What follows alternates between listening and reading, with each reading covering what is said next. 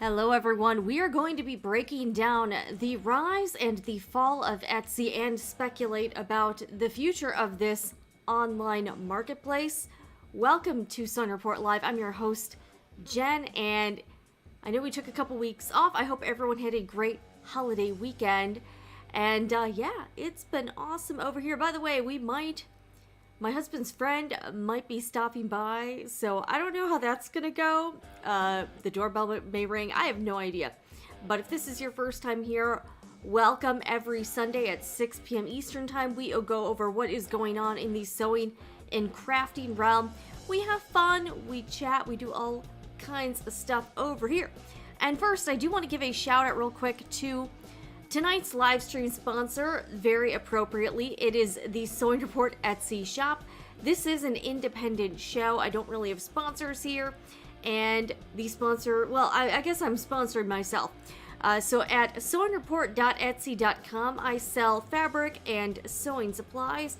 And currently, you can get 10% off all orders over $60 or more. You can also get free shipping. Free shipping is available on any order over $35. So this is sort of a create your own discount kind of deal here. So I got lots of stuff here. I just packed some orders last night. Thank you for everyone who has been supporting the Etsy shop. And that's actually what we're going to be talking about this evening. So I hope everyone is doing great here. We'll let people kind of filter in here. I'm getting things sort of situated over here. Let me make sure all my settings are good. How was everyone's week, everybody? I know it's been, there hasn't been a whole lot going on over here. But it's been kind of chill, which I can't complain about, honestly. Cannot complain at all about that. Alright, okay, because one time I did have the chat set on, like, members only, and I have it set at subscribers only. So, we are going to be talking about a piece put out by CNBC, and it was all about Etsy. I cannot play the video. They put it on YouTube, and I'm pretty sure I would get copyright claimed. I don't really want to deal with it, but I watched the piece myself, and I took some notes on sort of my takeaways from the piece, so we will be talking about that. I did link everything, all of the resources below in the description box. So if you want to read them for yourself and kind of check them out, you can do that if you would like. So I kind of try to do that for all of the sources so that you can, take a look at it for yourself and not just rely on, what I'm saying. So, all right, so we're going to be taking a look at this piece here. And it says, Etsy is trying to recreate pandemic-era sales. Here's where it's having trouble. Okay, so we're going to be going over the piece. There is an article and then a corresponding video piece. Again, what I'm going to do, I think, I can sort of bring up the YouTube video and then we can sort of skip to different parts. I got to be very careful about playing some of this stuff because NBC Universal is really hardcore about the copyright stuff. But articles generally are kind of safe. We'll take some chats in a bit. So it says, e-commerce artisan marketplace Etsy is at a crossroads as it tries to balance declining gross merchandise sales, a tumbling stock price, and high inflation with the needs of its 7 million sellers. And I think that might be, I thought the current sellers were up to more like 9 million, so that actually might not be. And here's the thing, if you're not familiar, I used to work in traditional media, and often the people who are reporting, the journalists reporting on some of these stories, they actually don't really have a lot of inside knowledge. They're coming in as an outsider, so they don't know the inner workings of various topics, and that's why if you see certain reporting, and you're like, that seems a little off base, it might be because the people who are writing these stories or the scripts really don't know much about the topic and they're like Googling stuff. I'm not joking. I worked at CNN and I saw people who were writing for the website and they would literally be Googling the subject matter that they were supposed to be writing articles for CNN.com. And that's not at all uncommon. So just know that if you are seeing articles and you're like, that seems a little weird, you're not crazy. Sometimes the people doing the reporting are not very experienced, and they do make mistakes. I can say that from firsthand knowledge here. Yeah, I thought the Etsy seller, I thought there were more like 9 million, because there's been a big uptick in the number of sellers in the past few years, just because Etsy is becoming more popular. How many Etsy sellers are there? So I think, okay, so it is 7 million. I really thought it was more like 9 million. Okay. Oh, okay, so the previous year it had 5.4 million. Okay, this year had 7 million. Okay. So it says, after the big increase in both buyers and spending per buyer during COVID, it looks like they've hit a wall, said Jason Helfstein, a managing director at Oppenheimer & Co. Etsy's first quarter results were disappointing. Gross merchandise sales, or GMs, fell. Its consolidated marketplace revenue was flat, with a year-over-year growth of just 0.8%, and the company's net income was $63 million, compared with $74.5 million in the same quarter the year before. Shares sank 15% the day after the report. Etsy CEO Josh Silverman attributed the tough quarter to consumers' continued reduction in discretionary spending. I mean, that's pretty obvious. A lot of us are cutting back on any non-essentials, especially things like luxuries. And a lot of people would consider Etsy purchases, I think, as more of like a luxury. You know, it's not shopping at Walmart or Amazon. If you're going to Etsy, a lot of us are looking for things that are, you know, more artisan, more niche, and they are going to be more expensive. That made it harder than we expected to bend the curve, which was disappointing, he said during the company's earnings call. Those challenges stand in stark contrast to Etsy's performance less than 3 years ago. The COVID pandemic brought Etsy new customers and a massive sales boost. Its stock price reached an all-time high of $296.91 on November 24th, 2021. GMs grew 106% year over year in 2020 and an additional 31.2% in 2021. The number of active users on Etsy's platform has increased almost 70% since 2019, but purchases haven't followed. As of the first quarter, the site had 91.6 million active buyers and 7 million active sellers. It just looks like there were one-time purchases in 2021 that just did not repeat, said Helfstein. The question is, what is the Etsy story? He said. Artisans point to either other long-term changes they say have altered Etsy's culture and affected their sales, such as higher transaction fees and programs that push them to pay for ads, offer free shipping, or respond to every message within 24 hours. The Star Seller Program. And we'll talk about that because I'm really not a fan of this program, and I think a lot of sellers dislike it. They find themselves having less and less of the money from when they have a sale, but having to do more and more work, not even in their craft of the thing they make, but just to make their Etsy shop work for them, said Chiara Lore, executive director of the Indie Sellers Guild and a former Etsy seller. All right, is there more stuff? Okay. So, yeah, they kind of didn't put all of the information, so I'm going to go to the YouTube version of this video here. So here's the video story here. And I cannot... We'll be able to sort of like skip ahead and stuff, but I'm really not going to be able to play this.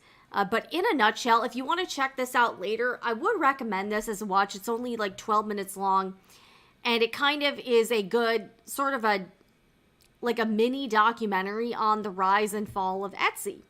So I think it's pretty interesting here. Okay, so here are my notes from the piece. I have a few of them here.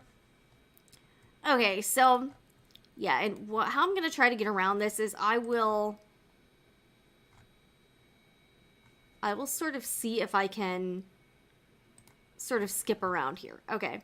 Actually, I'm going to put myself, I kind of like this better. So you kind of see a graph. So Etsy had the highest revenue of all time in 2023 of $2.7 billion, but the gross merchandise sales declined in the same period. So they had a lot of revenue, but the gross sales were not the same. Okay, a couple other things to keep in mind. The stock is down 70% from its peak in 2021. We're about 3 years later. The stock was almost $300, and now let me check out the current stock price because it's not great, but there has been some interesting moves in the past week or so with people bought, like, basically they're institutions that have been buying and selling the stock. Okay, so I'm bringing it up. So the stock price is currently $63.47 here. So I mean, yeah, that's definitely not great from the peak. And I think we can all agree the traffic that Etsy and a lot of us saw in terms of people being home and having money to burn, it's a fluke. It's not something it's artificial activity. It's probably not going to happen again. And I think relying on those numbers is a losing game. Like, because we're probably not going to see that anytime in the near future. Because it was sort of a black swan event. All right, so here's another. Okay, so here are the Q4 results. So the gross merchandise sales were actually down. But that here, you have to remember, they have increased the fees. They increased the transaction fees in 2022. So they're pulling in more money that way. They also have a lot of sellers that are purchasing ads on the platform. So I'm curious to see how they were actually able to increase the revenue. I'm going to guess it's some of those things for sure. Okay, so the CEO, Josh Silverman, says results are not where they want to be right now. So it seems like Etsy is really trying to kind of do a turnaround story here.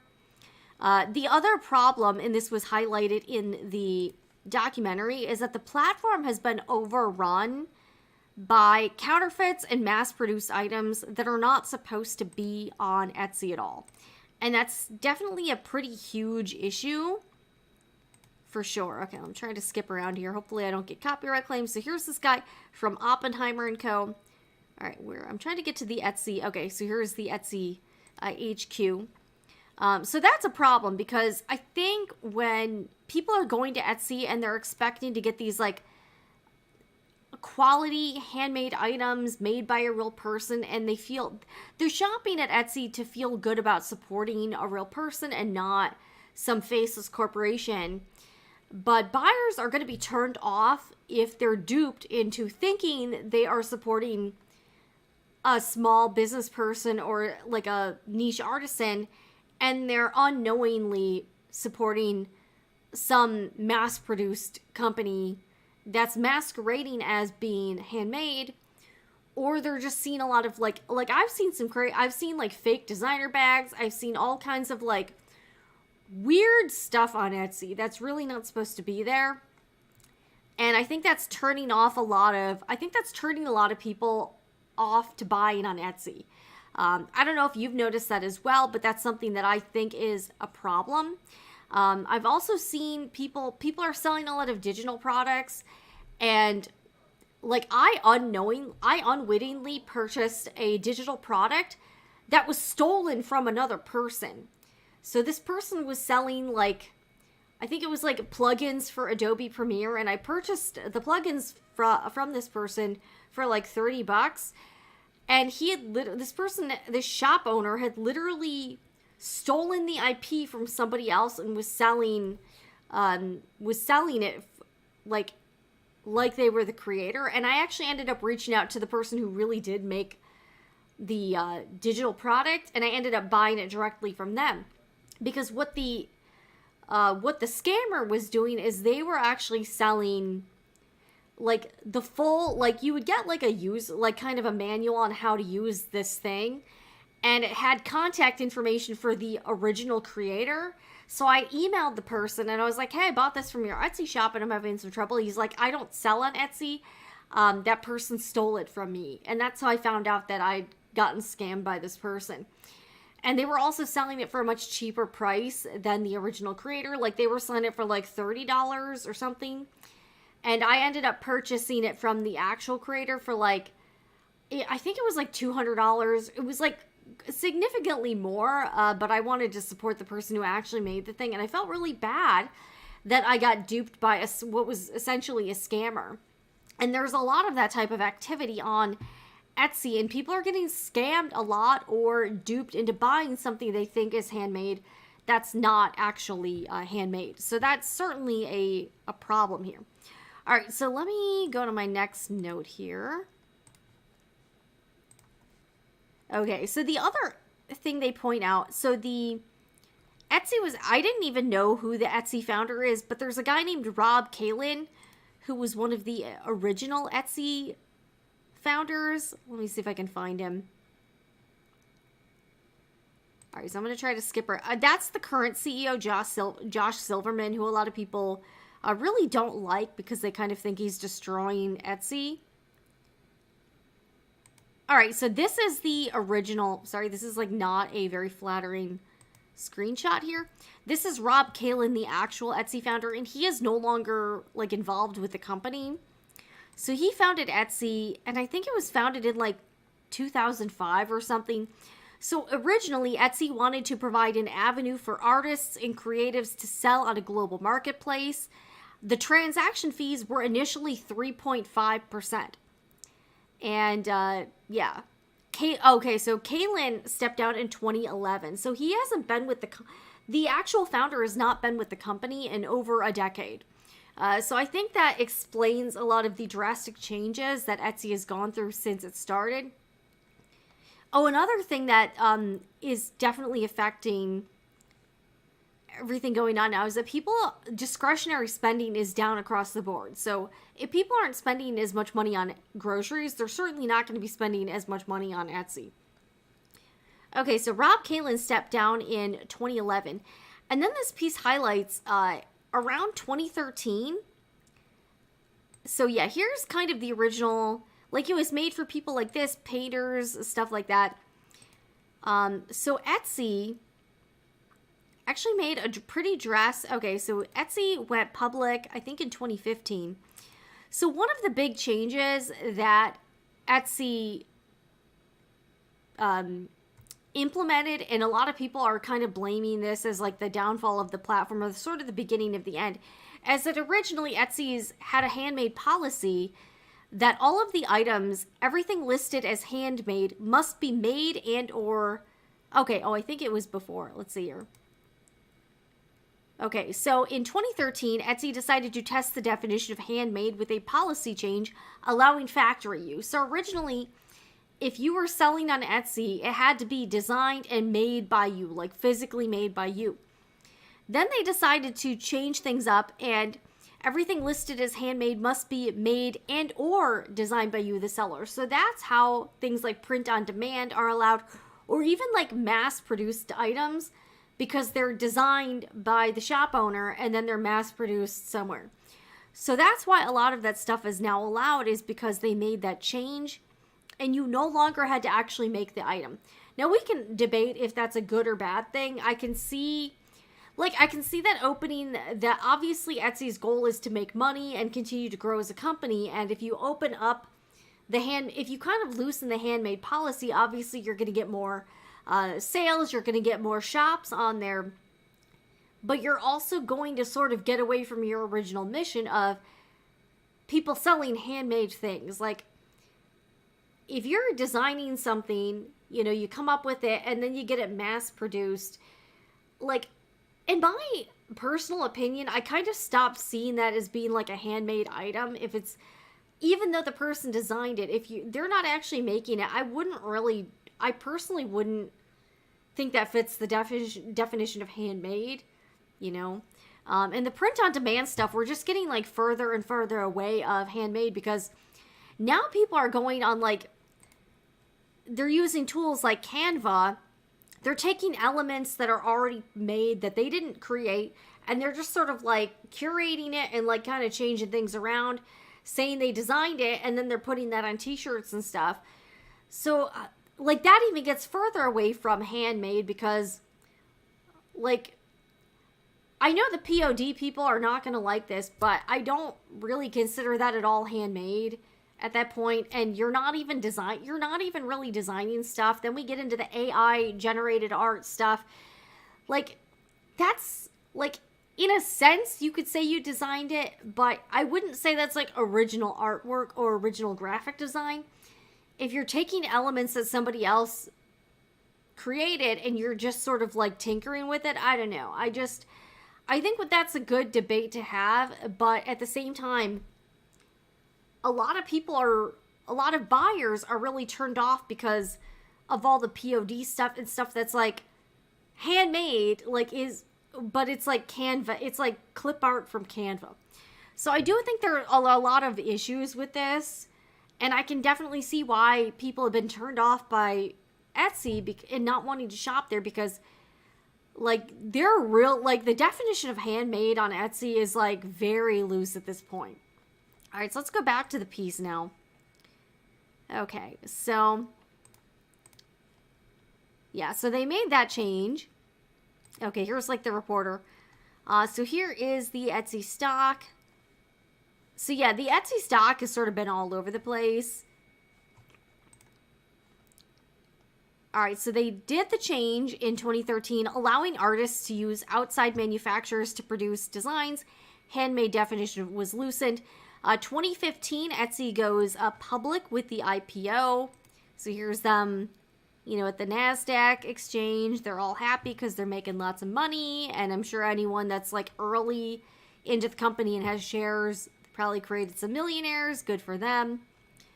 Good for them. So after that, so Etsy goes public in 2015. Josh Silverman, the current CEO, came into the company in 2017. So yeah, the stock. All right, so here's Josh Silverman. A lot of people not really a fan. And yeah, because I've seen a lot of complaints about this guy all over Reddit and all over different online forums where people talk about Etsy. So he came into the company in 2017 and he immediately laid off 22% of the workforce. He also hiked up the transaction and shipping fees. So Josh Silverman seems to be the start of the Etsy we know now that a lot of people have some gripes about. All right, so stock was struggling, but then Etsy kind of had okay, here's a new tool. Okay, new transaction fees. But then the Etsy sort of got lucky with the pandemic. So, yeah, increasing fees. Yeah, great, Josh. He's a former American Express. Okay, so he came from okay, I did not know this. He came from a credit card company. Former American Express consumer products and services president. So, this is a guy who comes from a credit card company, like a banking institution, is coming into a platform where people sell handmade stuff.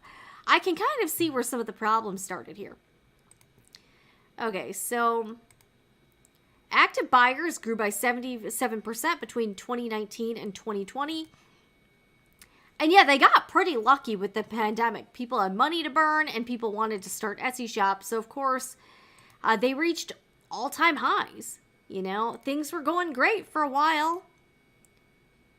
All right, let me try to find. Okay, here's the report. Okay, so yeah, stock. All right, look, I might be able to. The stock reached about 290. Okay, here we go. So gross merchandise sales grew year over year 106% in 2020. Gross merchandise sale. Okay. So yeah, the stock November 24th, 2021 reached $296.91. Yeah. And look at it now.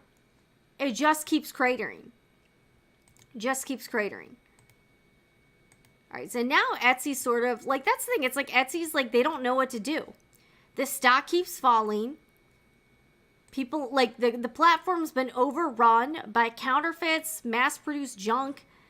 And they're, like, again, no offense if you're watching this and you're, like, a POD shop or one of those people.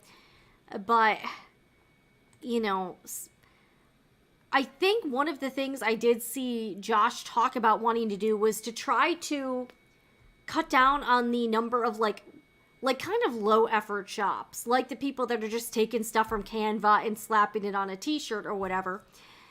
And I think another issue is that Etsy is seen now as like a get rich quick scheme. I'm seeing all kinds of $1,000 courses and channels where people are billing Etsy as build your 6-figure business, create passive income, do POD stuff.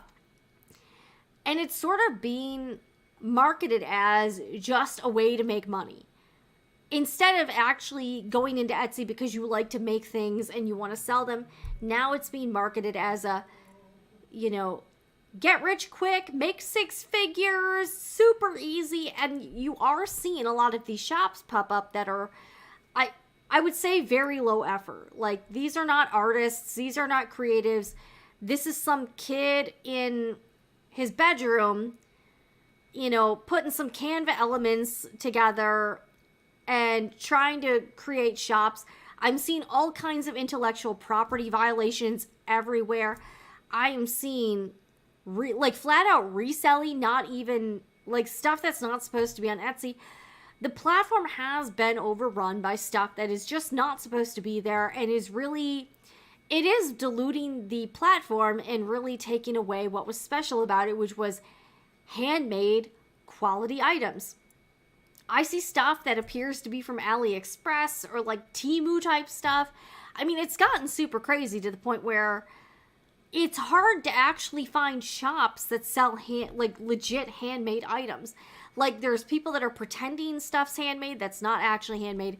It's just gotten too out of control, and we've got some problems. I mean, we certainly have some problems here. All right, so let's take a look at more of this piece here.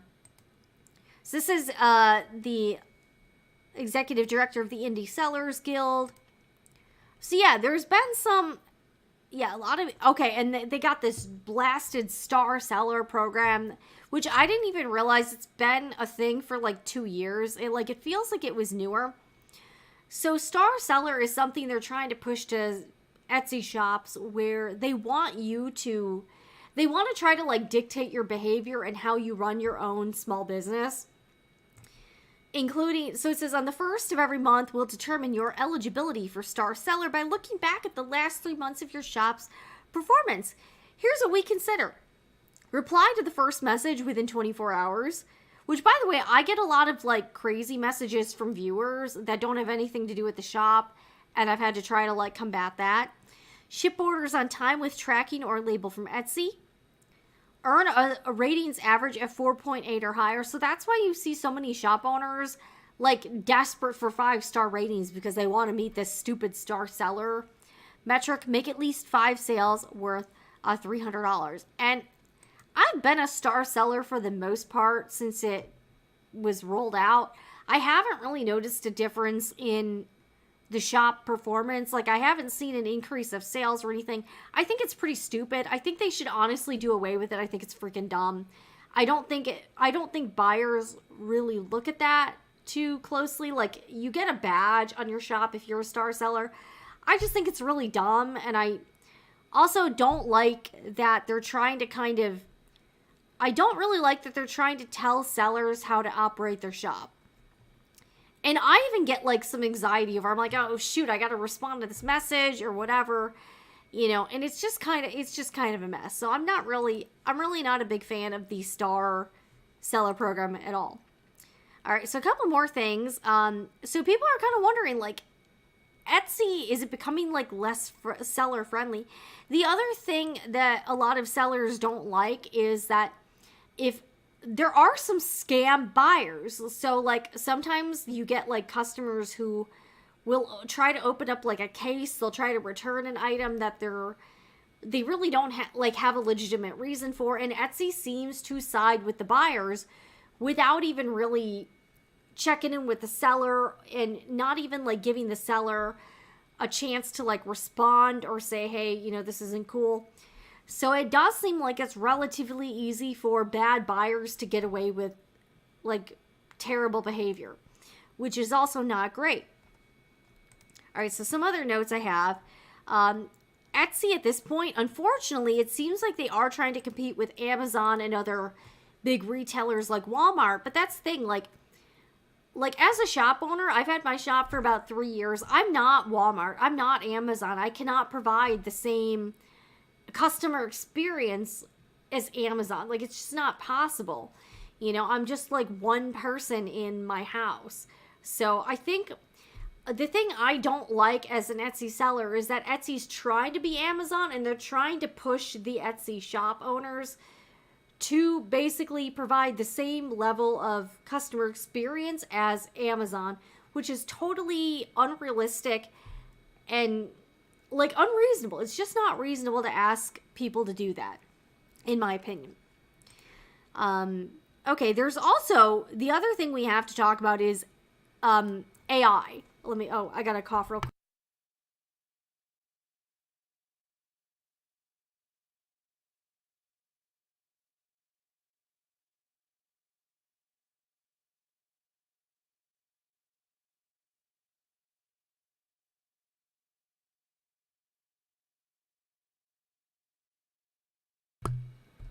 Unfortunately, with all of the AI technology, which Etsy is using, they're using artificial intelligence in this new gift mode, like help people find gifts tool. They're also using AI to sweep across the platform and try to combat some of the listings that aren't supposed to be there. And there are some false positives. So Etsy is using AI bots to find, you know, and here's the thing. I think with intellectual property violations, Etsy doesn't generally just take them down. It's because the IP owner has requested they take the things down. So Etsy as a platform, I don't believe they typically take down IP violations on their own. It's only because the IP license holder has put in a request, and there are firms that will do this. So like if you're Disney, I'm sure Disney probably has its own in-house team that cracks down on IP violations, but there are firms that specialize in that. So they use AI technology and they sweep the internet and look for anybody that is violating their intellectual property, like their trademark or their copyright, and they will actually, on behalf of these IP holders, they will crack down on people that are violators. But Etsy has been cracking down on things like the non-handmade items, stuff like that, or like people that are selling stuff they're not supposed to. There are prohibited items, like you can't sell certain things on Etsy. So Etsy's using AI for that, but I do think we are going to see a rise in AI art. And I do think there's a debate on whether or not that should be allowed. I personally don't think it should be. I think there's a huge difference between someone creating something from scratch by themselves and somebody that is creating digital properties with the help of an AI tool. I do think they're very different, and I don't think Etsy should allow AI art or AI created stuff. I just don't like it, and I think a lot of us kind of feel the same. I'm not really a fan. I think there's a place for it, but not on Etsy. You could sell it elsewhere, maybe there could be a website for selling AI stuff, I'm sure there's a market for it, but I think Etsy needs to rein in what they define as handmade and really clarify what's allowed and what's not allowed. And I personally don't think that AI art should be allowed. I also, again, POD people, don't come for me, but I think they need to cut down a lot on the print on demand people, because there's just like, it's become so saturated. There's just like, the platform is crawling with POD shops. And I see that, again, I'm not saying it's bad, but I think it's in a much different category than truly handmade items. And again, I know Etsy, a lot of us are like, well, they don't really give a shit because they're making all this money, so they'll let whatever fly. And I think to some degree, I do think that's true, but I also think that's a huge problem. and it's going to further kind of destroy the confidence that buyers have in Etsy, and it's going to really turn people off. Like, people don't want to pay a premium price for AI generated art or print on demand stuff. Like, I don't. I would want to pay someone that's like an actual artisan, an actual crafts person. But I'm going to be real. I'm not, as a customer, interested in paying a premium price for a low effort product. Like, again, sorry, not sorry, but that's just the way I feel. It's just the way I feel. Oh, Denise, that's a good point. I do think patterns are fine, like as long as the person actually made the pattern. But I also think it's getting more difficult to distinguish. There are people using AI to make patterns, and there are also people that are like stealing patterns and then trying to make it like, it's getting to the point where even the digital products, it's kind of hard to differentiate what's a quality digital product and what is garbage, and it's becoming harder to do that. All right, so some other notes I took. If like, and that's the thing, if there's one argument, if people are buying, like if they're buying all the Temu shit and all of the mass-produced items and the AI art, why change what's working? And that's a good point. Like, if they're making a lot of money off of it, does Etsy really have an incentive to make any changes? Like, if they're continuing to make sales? And that's a good question. They might not be, and that's why all of this stuff is over on the platform, you know? So, I mean, you get stuff like this. This is clearly made by an actual artist, but then you get all that POD crap and all of the stuff that's like AI art. Yeah, I'm putting that in quotations. It's not... I'm not saying it doesn't take creativity to make AI art, but I think it's in a different category than someone taking a paintbrush and actually painting something, or even someone doing something in Procreate to do every stroke by hand. I just think it's just a different thing, you know? Okay, so there's a couple things. Okay, so I do want to okay, so here's the piece. So I do think I do think they need, and I've purchased stuff from these top Etsy sellers. So a lot of these top shops are actually like, it's like where someone designs something, but then they get it mass produced. I've actually purchased stuff from Caitlin Minimalist. The stuff is pretty cute and it's like reasonably priced. Do I think Caitlin is somewhere making stuff by hand? No. So yeah, I'm guilty of it too. Like there's like these, you know, it's like shops where like they designed the thing, but they're getting this like mass printed. So I mean, yeah, I think Etsy needs to pick a lane and figure it out. They're competing with eBay. So like this guy here, he's actually making stuff. Like this is a true artisan. And I think there's a big difference between somebody like this. By the way, this guy kind of looks like Santa Claus. I mean, Santa, is it you? Is he in his workshop? I don't know. But yeah, that dude totally looks like, you know, Santa Claus. You know, and now there's also people selling, like, it's hard for people to know what's handmade and what's not. Like, it's really difficult. And I do think that's it's a really big problem. Like, what do we do? Like, what do we do? And they're also kind of at like, Etsy's kind of between a rock and a hard place, too, because they're a publicly traded company. They answer to investors, and investors want them to continue to grow profits to get a return. So a couple changes. Now, if you're a new shop, you may face a $15 first-time shop fee, and that's to like verify ID, and they're trying to cut down on the like low effort or scammer shops, which I do think is a good thing. But yeah, I don't know. Etsy started off with like people like this. I think that's like a scrunchie. So I do appreciate CNBC covering this story because I think it's important. But there's a lot of questions as to like what they do now, and I really don't know the answer to this. All right, let's get to some of your chats here. I know we have a couple people from Twitch. We got some people from Rumble. We got people from YouTube. Thank you very much. Thank you everyone for watching. We are like streaming on multiple platforms here. All right, so we got All right, Denise says, could it make sense for Etsy to do a spin-off type platform or some type of new venue? Like, maybe that's a good suggestion. Maybe they can, like, differentiate things. But I do think customers are going to be frustrated if they think they're paying $50 for a handmade item and it's the same as a $6 item from Amazon. Like, that's why people are kind of pissed off about it. Hello, Lisa. Hello.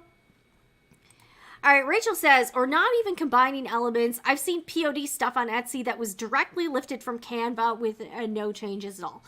And here's the thing. I've seen on subreddits like r/Etsy sellers, people are trying to, like, a lot of these people seem young and they're like, I want to do a POD shop, but, like, what's allowed, what's not allowed? And, like, you see these, like, shop owners trying to figure out, like, what the least amount of work they can do and get away with it.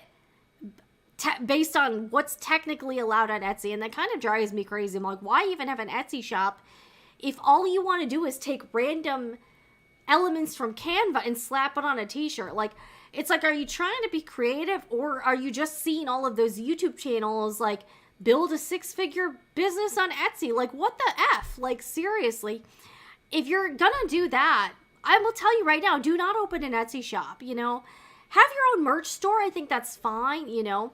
But I know that a lot of people want to be on Etsy because, you know, they can't, a lot of these people can't get traffic on their own to their own website. Let's be real.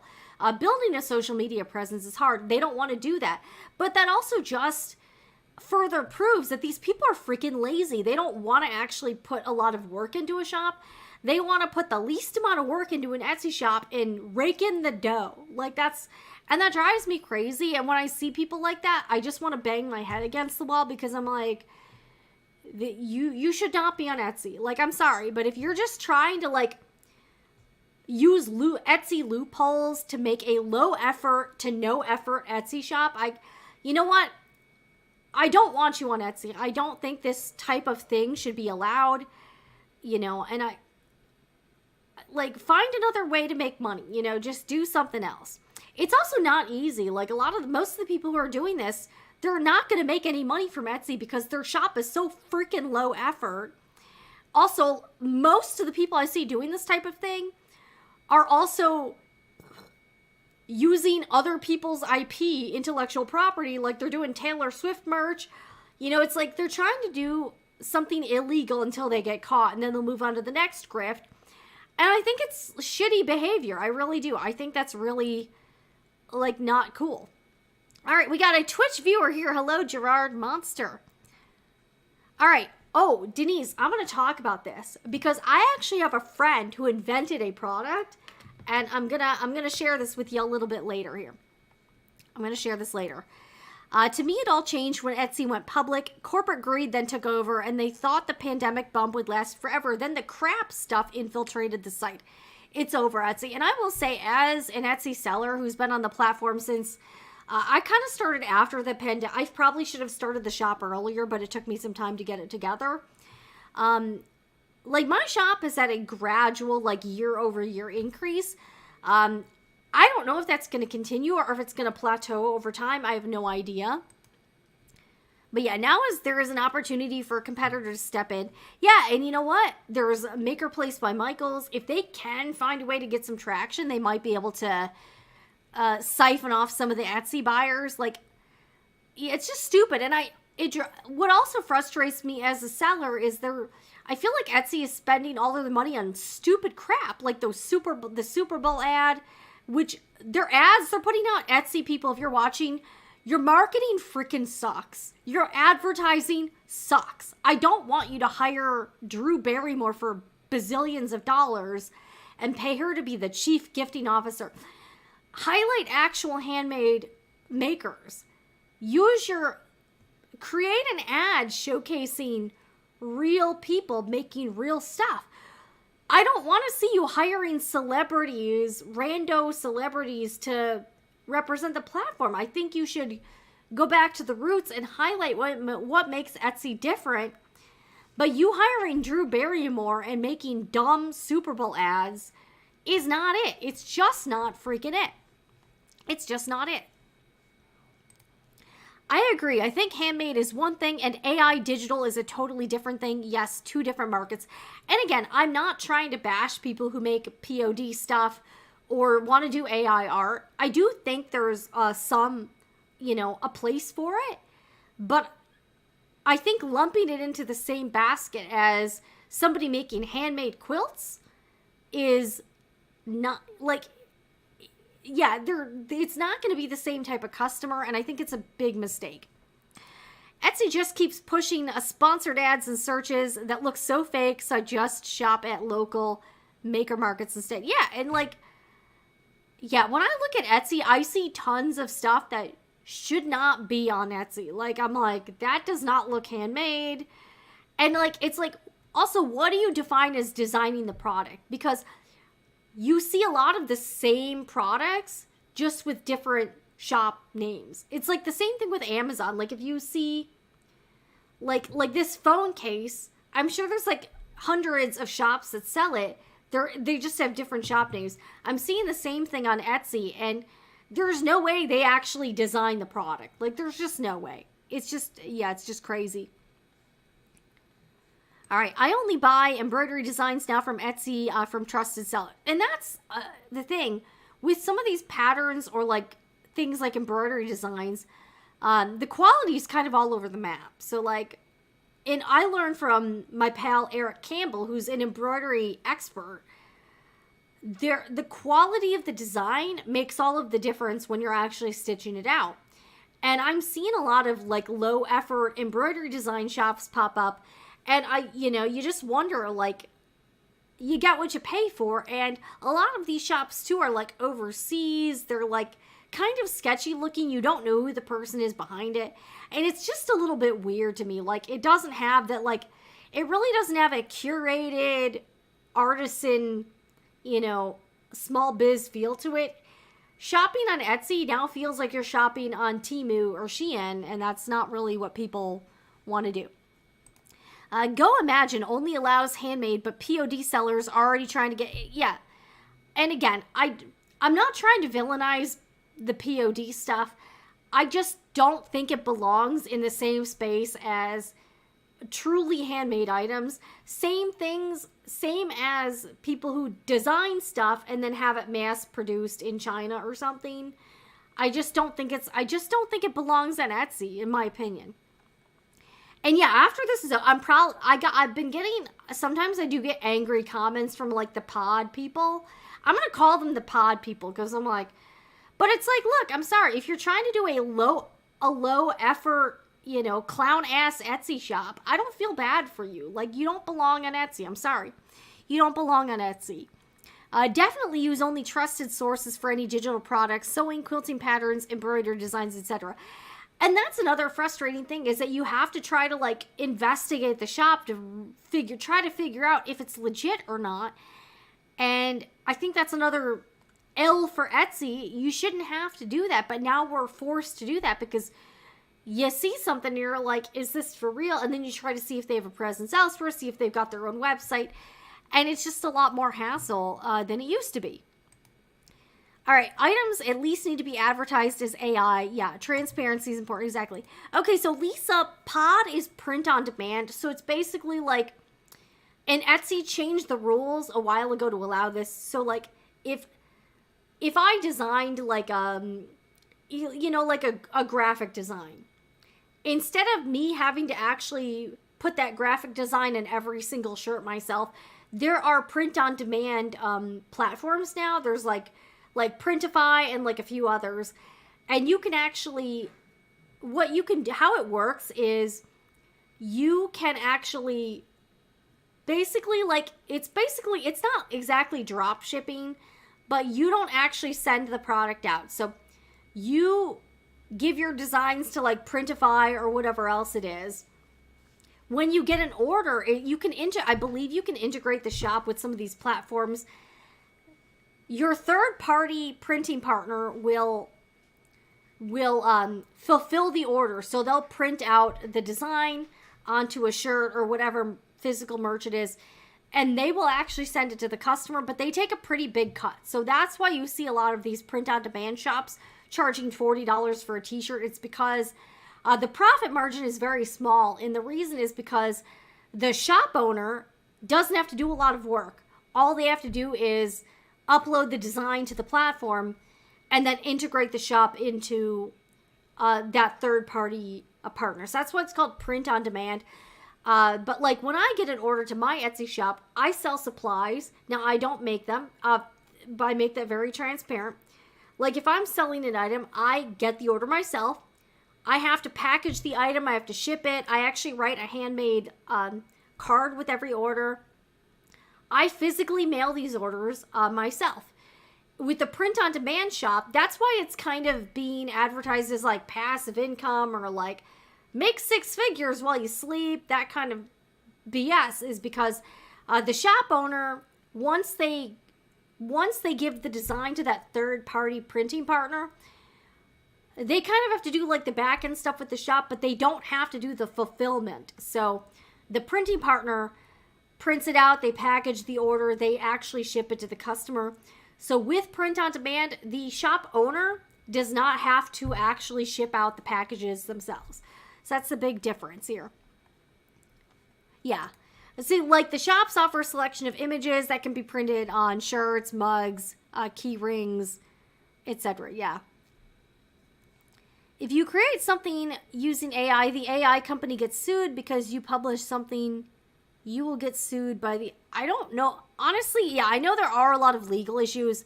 I'm not an attorney. This is definitely not legal advice. I do think there are a lot of... Yeah, there are certainly a lot of more nuanced legal issues with AI stuff. But yeah, I personally, I don't really do AI. You know, and I can't really speak to that because I just don't know enough about it. Hello, Celia. Hi, first time posting. I came across a sewing pattern shop where the photo was clearly AI generated. Ugh. Yeah, this is what we're going to run into, and this is crazy.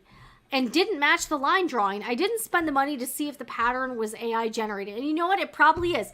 And that's what I mean about these low effort scammers on Etsy that they don't want to actually create anything themselves, so they're using AI to do it, or they're stealing from people, or they're using intellectual property, stuff they don't own, and people are just trying to make a quick buck off of Etsy with doing as little work as possible.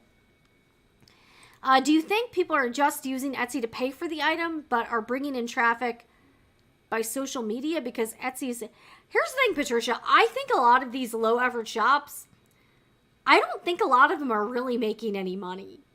Especially the ones like that sell like very generic stuff. Like I've seen some pod shops where like they don't have any sales because the stuff they're selling is like not original. It's not unique. So I see a lot of people who operate pod shops in r/Etsy sellers, and they're complaining they have no sales. And I'm like, well, no wonder, because your shop sucks. Like, you're not making anything original. And if they are getting sales, it's typically because they are using someone else's intellectual property, and eventually they're going to get shut down or sued because they're breaking the law. It's like they're trying to sell... Like, there was a video of this chick crying because her shop was shut down because she was selling Taylor Swift stuff. And I'm like, girl, you cannot do that. Like, no wonder you got shut down. And she's like, yeah, I know, but everyone else is doing it. And I'm like, it doesn't matter. It does not matter if you see other people doing it. What matters is what you are doing. The only reason I buy from Etsy is because I saw it, from example, a bag maker selling an item I saw on Instagram or Facebook. And I think that's one way you can sort of vet Etsy, is following people on other platforms, and then they happen to have an Etsy shop. Like, I've discovered some people that way, and in fact, that's how a lot of people buy from my Etsy shop, is because, you know, you find out about it here or from the main Sewing Report account, and you go to Etsy to shop specifically for me, you know. But a lot of these people are just hoping to get picked up by the Etsy algorithm or from search traffic because they're using IP phrases. Like, they're using Dragon Ball Z or Fortnite or Nintendo stuff, Disney stuff, and they're doing all kinds of stuff that they really shouldn't be, you know. I love my vintage pattern sellers on Etsy, but not much else except yarn or vintage fabrics. Occasionally, you can't fake that. I don't think, Lo. Probably not. So you may be safe. You may be safe with that. I buy items advertised from other social media sources. Coriander Quilt sells on Etsy. She uses Etsy instead of having her own website, but I follow her on other... Exactly, and that's what I do. And the reason I picked Etsy instead of having my own website was just because... It was mostly because Etsy handles all of the sales tax, and to me that was appealing. And I didn't have to build out the infrastructure myself. So I did consider doing it on sewingreport.com, but I just figured... I think for me, it's just a lot easier and convenient to use Etsy. So that's why I decided to use Etsy myself.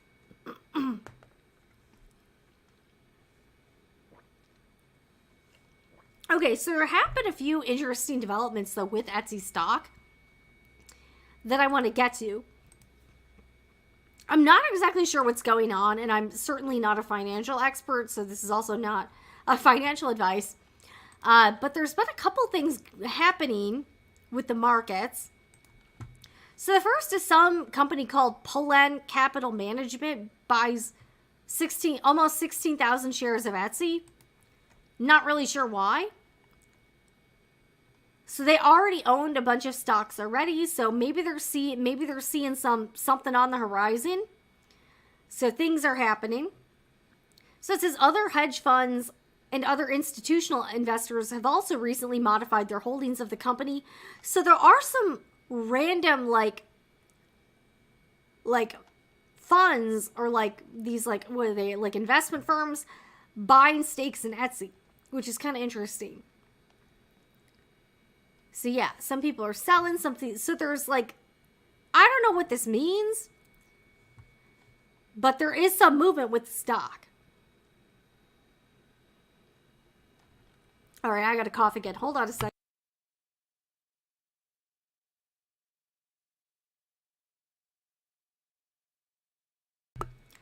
So the other thing I saw is that Etsy shares were sold by Advisory Services Network, LLC. So they actually sold so they owned about 12,500 shares. And they sold about half of their shares. So they sold 11,000 shares. So a lot of hedge funds and institutional investors are modifying their holdings. So I don't know exactly what that means. But I don't know where this company goes from here. I mean, but it's clear they need to make some changes. I think the first thing they need to do, they need to clean up the platform. They need to boot all of the shops that shouldn't be there. They need to boot a lot of the listings. And I do think they need to rein in what they consider handmade. Because I think their definition of handmade right now is too loosey-goosey. It just is. It just is. There's a large gap in understanding over licensing. Yeah, even the Disney items that Brother has licensed on some of their embroidery machines, people don't always get. Those are for personal use only. Exactly. So yeah, Brother does have a deal with Disney where they have embroidery designs built into some of those machines. You are not permitted to sell items with those Disney designs. And the same thing goes for a lot of licensed fabrics. Not all, you really have to get into the weeds on that, but, and again, it's a pretty complicated issue, but,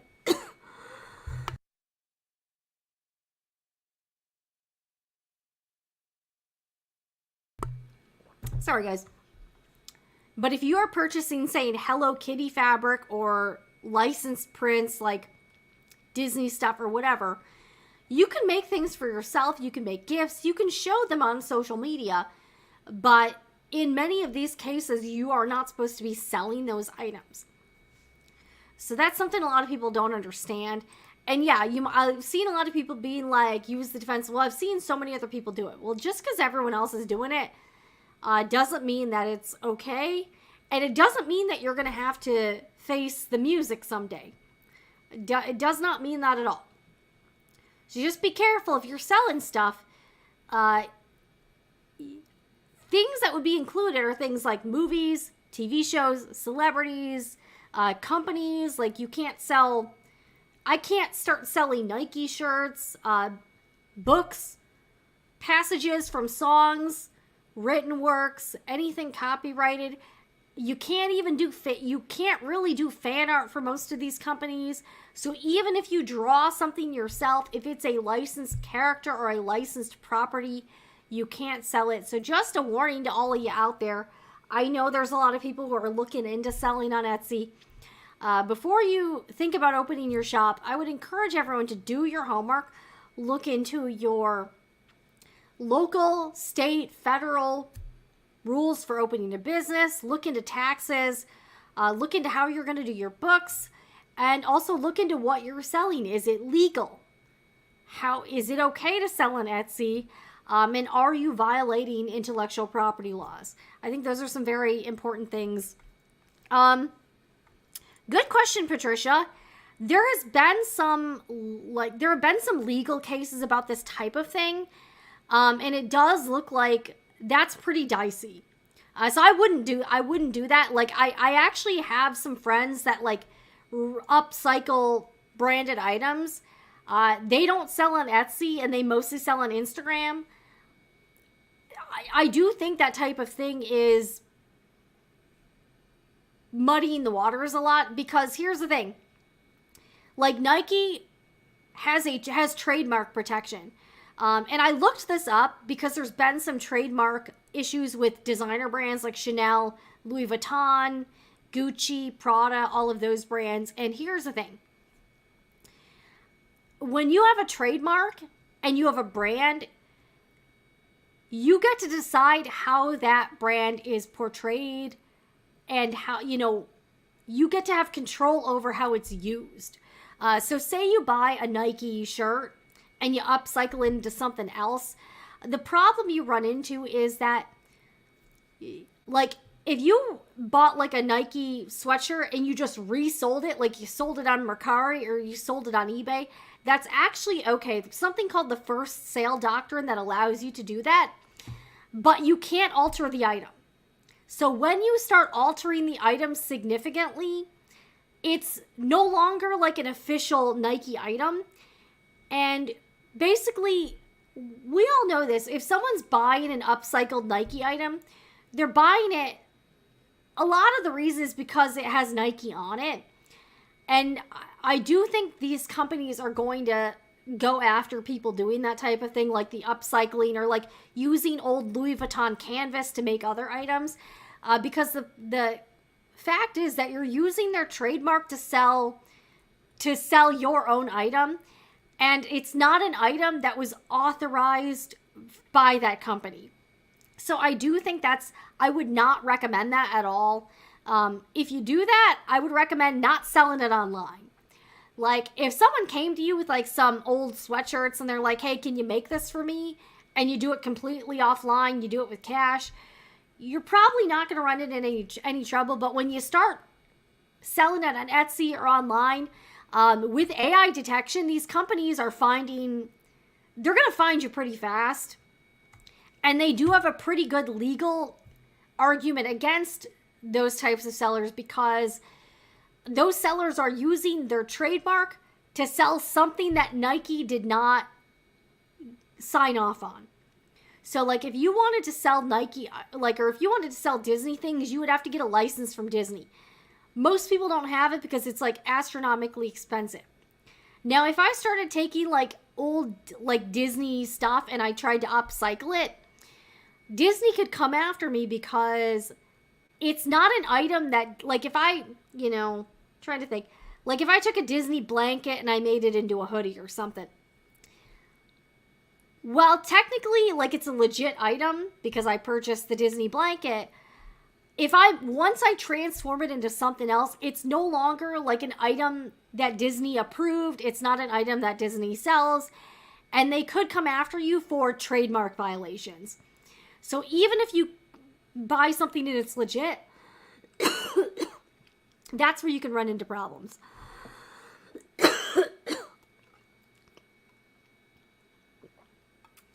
All right, I'm drinking coffee today with some dairy in it. So my throat's getting a little bit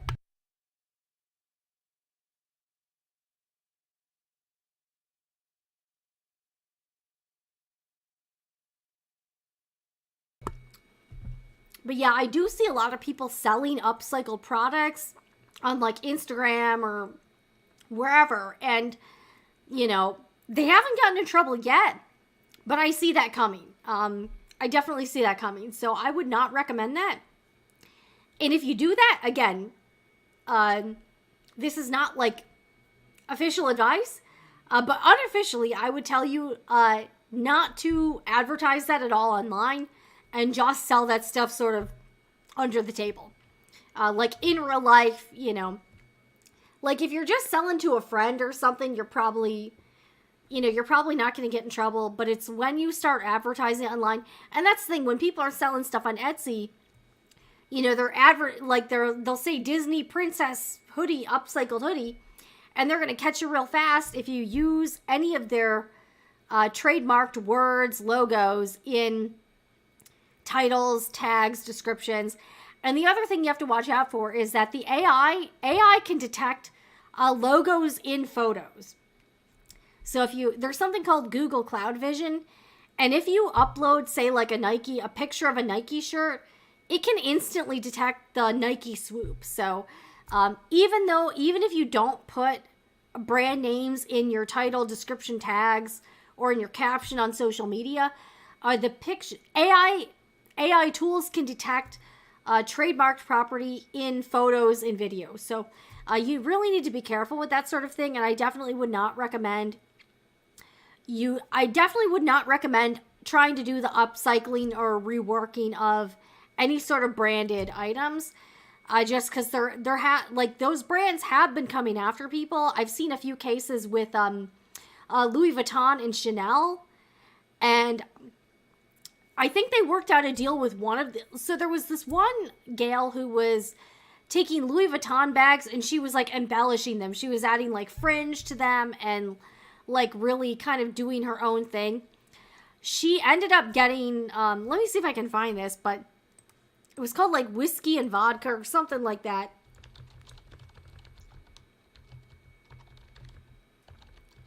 And it looks like she worked out some sort of deal with Louis Vuitton, but I'm sure she had to pay them money, or she probably has to give them a cut of her sales.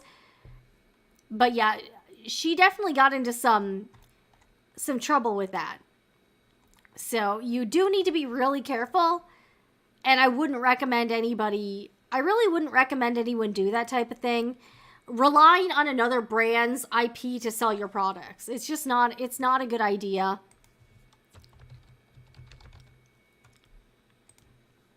But yeah, it did look like she had to, it's Leather and Vodka. Okay, so the company's called Leather and Vodka. Let me see if I can find. And judging by her website, it looks like this owner really, she has to be very careful with that kind of thing. Let me see if I can bring this up. Okay, so now on the website, so this is it. It's called Leather and Vodka. So you can see she takes Louis Vuitton, like, old bags. So again, they're authentic bags. But the point is, as soon as you change the bag and alter it significantly, it's no longer an official Louis Vuitton product in the brand's eyes. And you can see she's got like a huge legal thing now on the website. So she really had to I think she probably got into some trouble with them. Let's see here.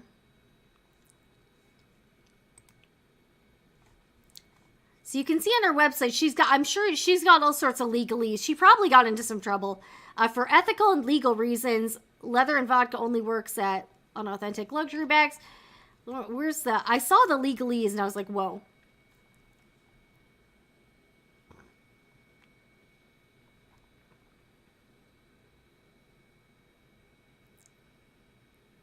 So she probably had to talk to them. It probably cost her a lot of money. Yeah, I'm trying to find, okay. Because she had some, I'm trying to find it. She had some, like, verbiage that definitely looked like it was crafted by a lawyer. I'm trying to find it here.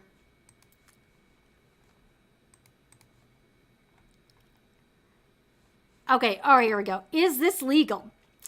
And she was probably doing this, she was probably doing this like under the radar for a while, but then Louis Vuitton caught up to her. And now she probably has to give them royalties or pay them a licensing fee. I'm sure she probably does. Okay, so it says, is this legal? Yes, Leather and Vodka works within the parameters of our legal agreement with Louis Vuitton to only enhance authentic Louis Vuitton bags. Leather and Vodka only embellishes existing styles of Louis Vuitton bags. We do not take apart Louis Vuitton's trademark materials and recreate new items. So this is your answer. These brands do not like when you upcycle the items, and if it becomes enough of a problem with them, I think they're probably going to do more. However, Leather and Vodka is not affiliated with Louis Vuitton, the Louis Vuitton brand, or Louis Vuitton Militaire SA. The products sold are purchased lawfully by Leather and Vodka and are previously owned or directly sourced. This was all drafted by an attorney, for sure. Leather and Vodka does not profit from the sale of Louis Vuitton bags, but only for the artwork performed on the bag by the artisans at Leather and Vodka. Leather and Vodka does not claim any rights in the LV symbol, the Louis Vuitton trademark, or any other related mark. Oh, okay, sorry. I accidentally clicked off of that here. Hold on a sec. I have this mouse, and if I accidentally click a button, it like takes you somewhere else here. Leather and Vodka believes in the art of enhancing and customizing Louis Vuitton bags. We are passionate about the brand and believe that our customized work is a way to enhance the look and increase the longevity of Louis Vuitton handbags. So yeah, she wasn't even taking, but I'm seeing a lot of people taking like this coated canvas. I'm seeing people do it with like Gucci and Louis Vuitton, and what they're doing is they are like taking old bags like that are like beyond use. They're cutting them up and they're making new items. I wouldn't advertise you do that online anywhere.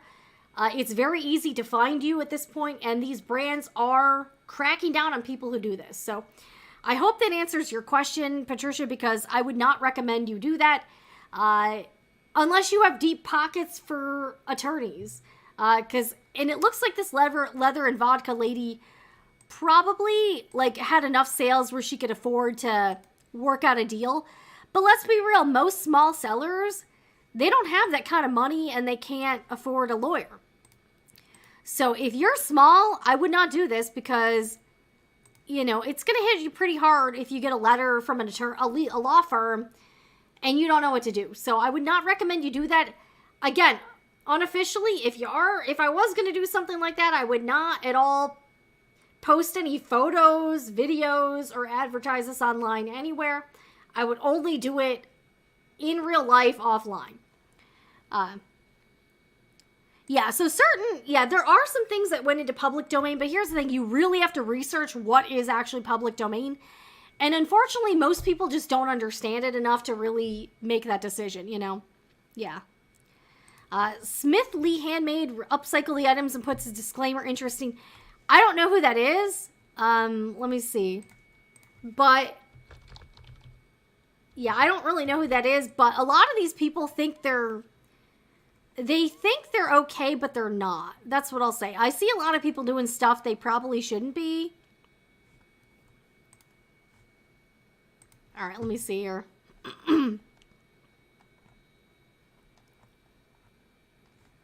Okay, yeah, this is exactly what I mean. Like, this is like stuff like this. You can see they're doing Louis Vuitton canvas here. Like that's, if they haven't gotten in trouble, they're gonna get in trouble at some point. So that's why it's a problem. Yeah, this is, oh boy, yeah. I see stuff like this everywhere, and yeah, this is this is, I would, guys, if you're watching this right now, do not do this. Do not do this. It's a horrible idea. Unless you have, you know, a lot of money for an attorney, I would not recommend you do this. All right, this is a good question. I do want to address this. It's so dystopic that you can't sell recycled items. All right, I understand where you're coming from, but here's the thing. These brands own the trademark. They've spent a lot of time, they've spent a lot of money to build up that brand. and they actually have a legal duty to protect it. So if you have a trademark on a brand name, on a logo, you actually can lose your trademark protection if you do not enforce it. So legally, these brands, I know they seem like assholes. They have to enforce their intellectual property, including the trademark. And when people are doing stuff like making upcycled items, so what happens is they're diluting the brand, because Fendi, Gucci, Louis Vuitton, Forêt Lepage, they're not selling these items. And the other thing that I would like to point out is that, and this kind of, at first I was like, yeah, I don't know, but at the same time, I would also say this about this particular business is that these people, again, I think if you're going to make something and sell things, awesome. These people are actually making sales based on someone else's intellectual property, and that's actually not cool. Like, imagine, if you came up with the brand, it became well known, say you were behind Fendi or something, and you started seeing people use your brand to sell their product and use your trademark without your permission, you'd probably be kind of pissed too. You know what I'm saying here? So I know sometimes it seems like these big companies are like bullying small sellers, but here's what I want to say to these people. Why don't they sell things without the brand names on it? It's because they know that they can get more sales by using somebody else's brand to sell their products. And I kind of, thinking about it that way, I do kind of have a problem with this, because it's a lot easy. Again, I feel like they're almost taking a shortcut, and it's like the easy way to do it. It's like, I could probably sell more t-shirts on Etsy if it had Taylor Swift's face on them than I could if it's an original design that people aren't searching for. So that's kind of why I know people are like, it's sustainable, it's cool, and I see a lot of people doing this. But legally, these brands are in the right, and they do have the right to enforce their intellectual property and protect their brand. Because again, these are not products that are sold by these brands, and they actually do sell similar products. So businesses like this are actually taking away from their sales, and they're using their trademark without their permission. So even though these are authentic items, Fendi, Gucci, Louis Vuitton, all of these other brands, they did not authorize this business to use their trademark, and this business is using their trademark without their permission. So that's the problem. It's not that they're upcycling items, it's that they're using their intellectual property without permission, and they're significantly altering what was an authentic product to make something entirely different. So that's kind of the, yeah. All right, yeah, Leather and Vodka charges a minimum of $1,000 for upcycling a small bag that is provided by the customer. I imagine a significant chunk of that goes to LV, probably, because I'm actually kind of surprised that Louis Vuitton worked out a deal with that person. It's got to cost them a lot of money. That's not going to be cheap. That's not going to be cheap at all. So that's the thing. And they probably did it for a while, kind of under the radar, until Louis Vuitton noticed them. So I know sometimes it can seem like these brands are like ganging up on small sellers, but I would also kick it back to you and say, these brands, they own their intellectual property, and if someone is violating their protection, they do have every right to enforce that. And that also works, the other thing is that the law works across the board to protect large and small businesses. If you're a small business and you have a trademark, you deserve to own that yourself as well. And you would probably be kind of pissed if you saw somebody else ripping you off too. So on that note, I do want to talk about, IP owners have a right to protect their IP. And I know some people are like, well, Disney's making tons of money, Louis Vuitton's making tons of money. And it's because they've built these prestige brands that they own, and they actually could lose their trademark protection if they don't protect their brand. So that's why they are so hardcore about the enforcement. Speaking of intellectual property and original ideas, I do want to share something with you that's like kind of cool. It's not exactly sewing related, but I think you will enjoy, I do think you will enjoy this story. So I've become friends with this other YouTuber. Her name is Alyssa, and she has a YouTube channel called The Gal's Guide. And if you're not aware, besides sewing, I'm also a big handbag enthusiast. And I've been talking to this gal for a while. We have a lot in common. And she's very cool. She does all of these handbag videos on her channel. And here, I'll see if I can bring this up here. And she's a very nice person. So we've gotten to know each other. We talk about YouTube. We talk about like business stuff. And she's just very sweet. Let me see if I can find this. All right, I got to cough real quick.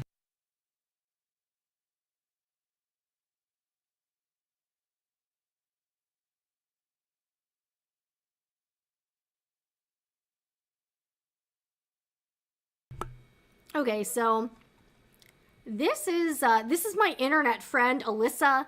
So this is her channel, The Gal's Guide. It's super cute. She does all kinds of, she has a lot of different types of bags, from like contemporary to luxury stuff. And she does really good reviews of different bags. She talks about like what fits in them. She shows mod shots. And I started following her because I thought her reviews were very good. They were very helpful.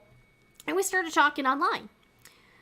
So we've been kind of friends, and I actually sent her like a little gift. I made a couple things for her with the embroidery machine because she just seemed very nice. And then she told me a couple weeks ago, she's like, hey, I invented this product. And I was like, get out. So she's like, I'd like to send you one if you want. And I was like, okay, cool. So I actually did a video over on my other channel talking about it.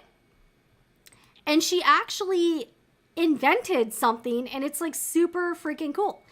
So this is her shop. This is not sponsored at all, but she did send me a set of the product. So she invented this thing called handbag heels. And this is something that I've run into a lot, is you find a really great purse and it doesn't have feet, like leather, and you're like, well, this bag would be so much better if it had purse feet. So Alyssa actually had the idea, and she figured out how to like design it and manufacture it. And she invented this product called handbag heels.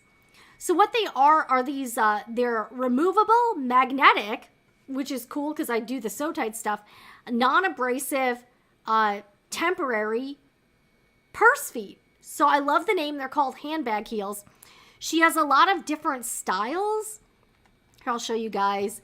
I just am so excited for her. I think this is going to make her like $1 gazillion because it's a really great idea. She's actually working right now to get this product patented and trademarked.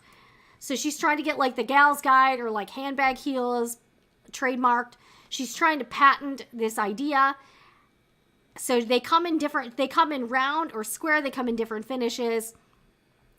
And I want to show you these because it's such a good, and when she told me, I was like, there's got to be something out there like this that exists already, right? And I looked it up, and there wasn't. So she actually is the first person to come up with this idea, which is just super, super cool. I mean, what do you guys think? I think this is amazing. I think this is totally genius. And I think Alyssa is just going to be, I think Alyssa's going to, I think this is like honestly, like $1 million idea.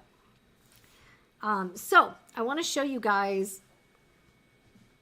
So this is, this one I actually purchased. So this is handbag heels, and these are the round gold ones. And what you do, they're very strong, by the way. These are like way stronger than the sew tights. So there's like a front and a back. And what you do is you take your purse, and then you put this silver magnet on the inside, and then you put the heel part on the outside on the bottom, and it protects your handbag. But also, like, it doesn't, I've tried this out, it doesn't, like, damage your bag at all. You know, it works really great. You can kind of reposition it on the bag. And each one comes with this super cute, like, mini jelly handbag. So that's what this bag is. So it's super cute. So you can use this as, like, a little prop. You can use this as, like, a kid's thing.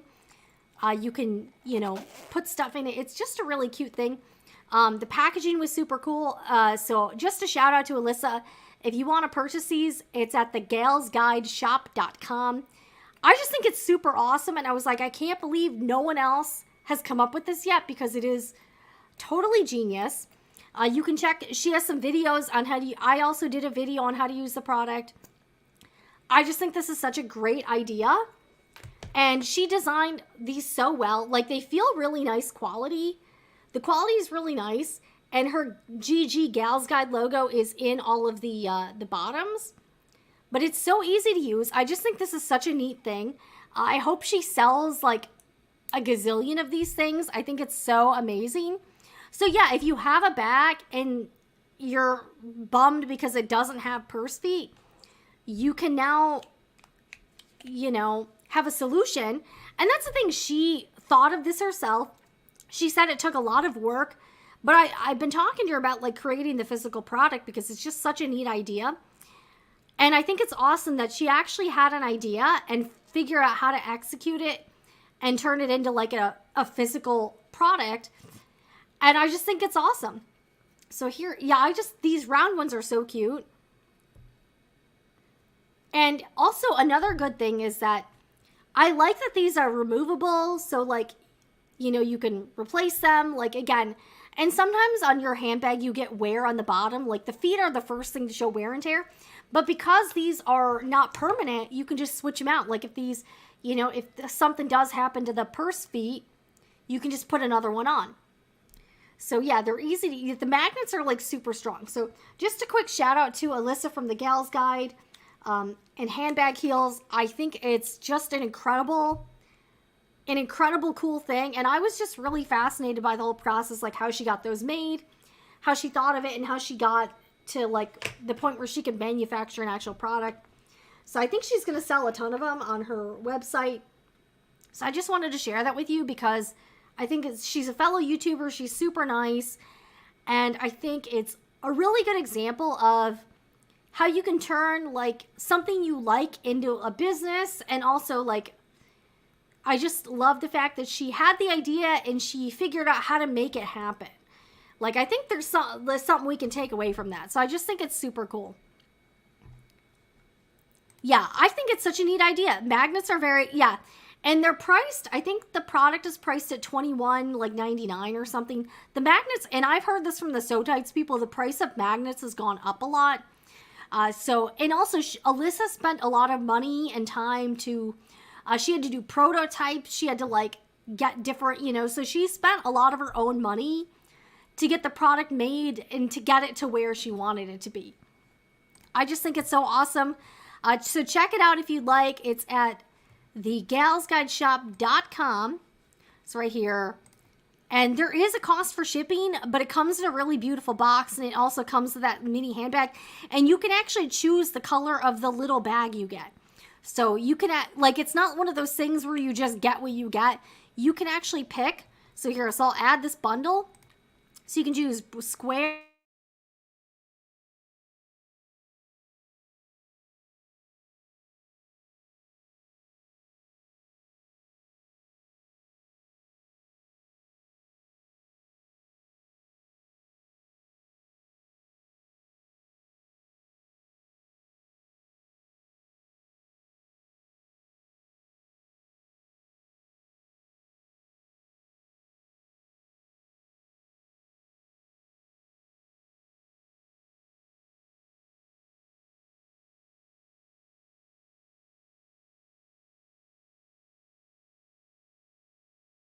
All right, sorry guys, my StreamYard, like just the website I used to do this just like timed out or something.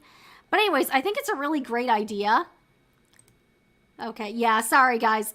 Like, for some reason, this is a web-based program and it like timed out or something and it got really weird. So I just love it.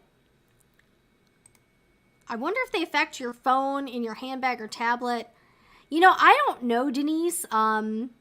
Yeah, I'm not sure about that, but like I have these near my phone and I really haven't had an issue with it. So like, I mean, you might not want to put this near like a computer or a pacemaker or something. But yeah, it's really great. It's a really great idea. Yeah. Yeah, I know. So like, yeah, the web's like, I don't know what was going on with this website, but I just kind of dropped real quick. Hold on a second, guys. Hold on a sec.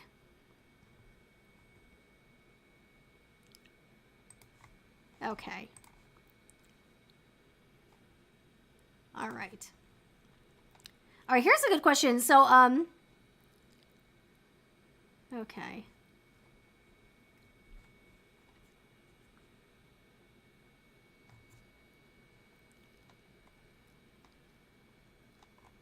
All right. Yeah, I did get dropped for a minute. So, but yeah, if you do have any questions, you can definitely contact Alyssa. She answers a lot of questions. Like if you leave a comment on her video or on like an Instagram, her Instagram post or something like that, she's really cool. Can you put them in your shop? I probably can't. Also, this isn't really like a supply, so, but I would encourage you to buy them from Melissa. She's really nice, very sweet person, and this is she actually like designed this, invented it herself. I don't meet a lot of, I just thought it was cool because you don't meet a lot of people who actually design stuff, you know what I mean? So, I just think it's really awesome.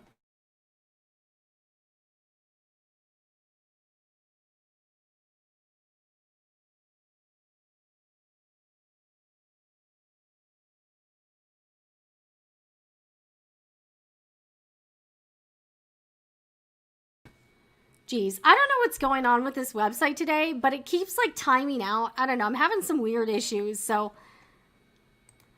oh boy. Oh boy.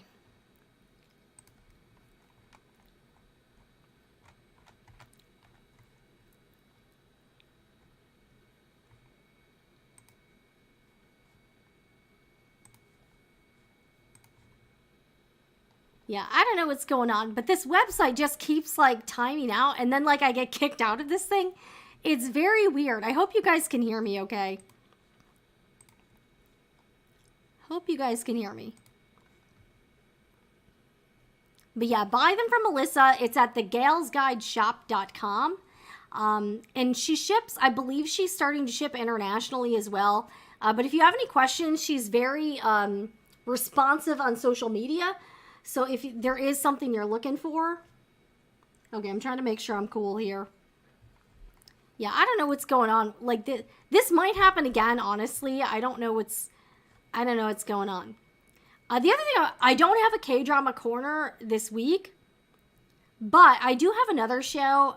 There's another show I've gotten hooked on.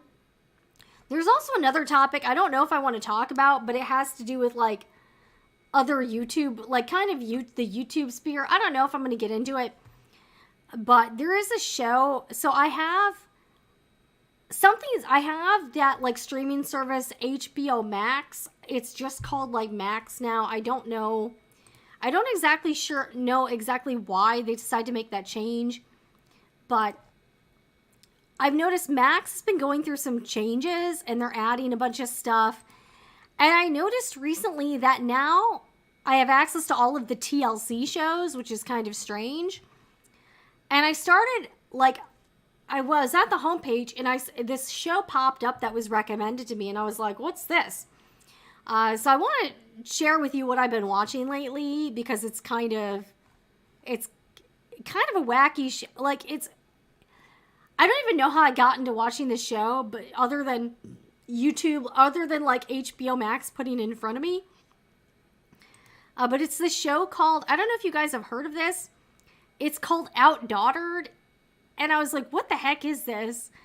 So the show premise, it's this family that lives in like Texas and they have like 6 children. They have 6 daughters. So that's why the show is called Outdaughtered. And they have 1 daughter and then they have a set of 5 female quintuplets. And I was like, that's pretty crazy. So I started watching it and it's like gotten pretty, the show, I'm like watching it and I don't even have any kids. So like I can't relate, but I'm like watching it. I'm just like, holy cow, that's a lot to deal with. So the show has been on for like 10 seasons, but I didn't know who these people were until like last week.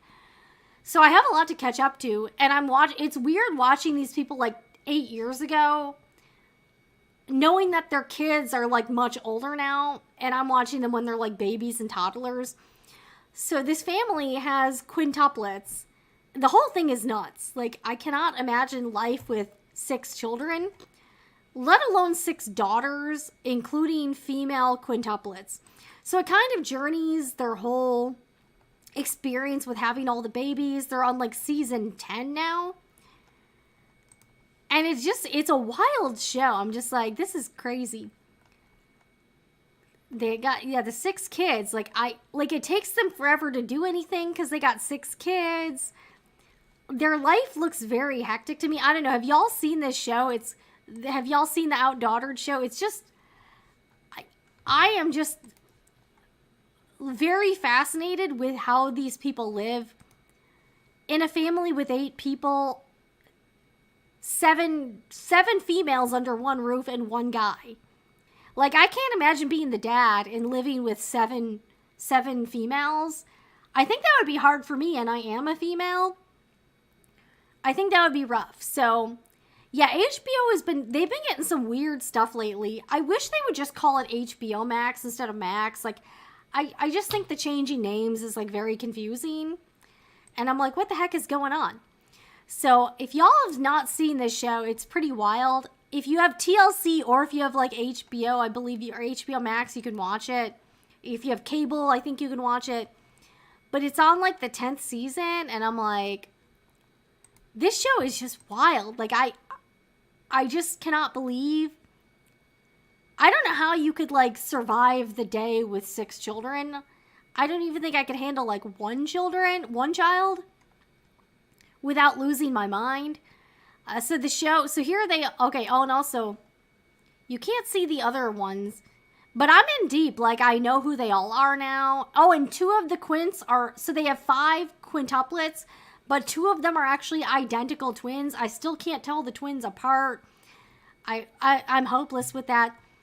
So it says, Danielle and Adam Busby welcome home the only all-female set of quintuplets in the U.S., from potty training to feeding, life with the Busby Quints is a constant adventure. Like, these people have, like, a huge van. They've got 5 of everything, like, all of the buggies and all this. Like, their life looks insane. And I just can't, like, I'm just like, this is crazy. Like, this is so crazy. I can't imagine living that lifestyle. Like, hats off to these people for doing it. I feel like I feel exhausted just watching the show. Because I don't think I could do it. I just really don't think. I think I would have gone into, like, an institution by now or had, like, a mental breakdown.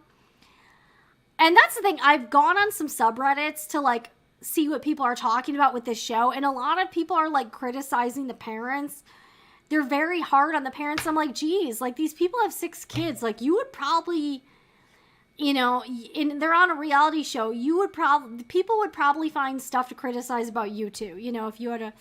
If you were on a reality show and they show your lowest moments for drama, like, I'm sure people would be talking shit about you online too, So I could give these people some slack. I started following their YouTube channel. Like, guys, I'm in pretty deep with this thing, and I'm kind of like, I feel invested now. Like, I have a favorite one. I have a favorite quint, which is crazy. It's Riley, by the way. I'm a fan of Riley. I don't know why. I just like her the best. I know that sounds very mean, but I have a fave. Yeah, and I'm just like, this is just a wild show. Like, I can't imagine living with 6 daughters. That dad must be really stressed out. Like, and that's why I feel a little bad for all the people, like, who are constantly talking negatively about the parents. I'm like, you probably don't know what it's like to have 6 kids. If I had 6 kids, I would probably be much worse than they appear on this TLC show. Also, is the Learning Channel really about learning anymore? It seems to just be about reality shows. Like, I don't know where the learning part is coming in. But I have some questions for TLC. I'm watching this new Thai drama on Netflix called Ready, Set, Love. It's like a K-drama mixed with Squid Game, Love is Blind, and all of Netflix's popular dating game shows.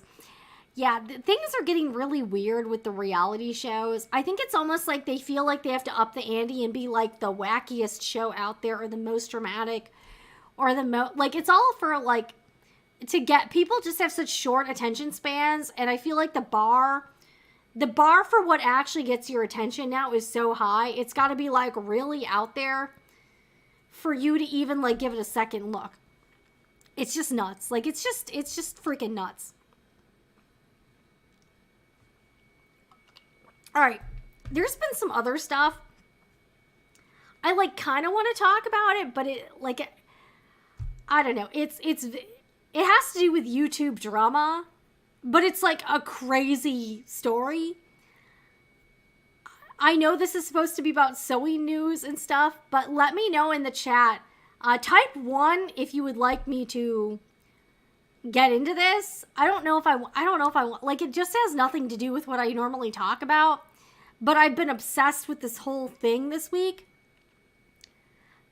So if you don't want me to talk about, type 2 if you would rather not, or just type no. But type 1 if you would like me to talk about this. Because I do have some thoughts as a fellow I'm kind of interested in YouTuber news because I'm also a YouTuber. And I think there's a lot of takeaways.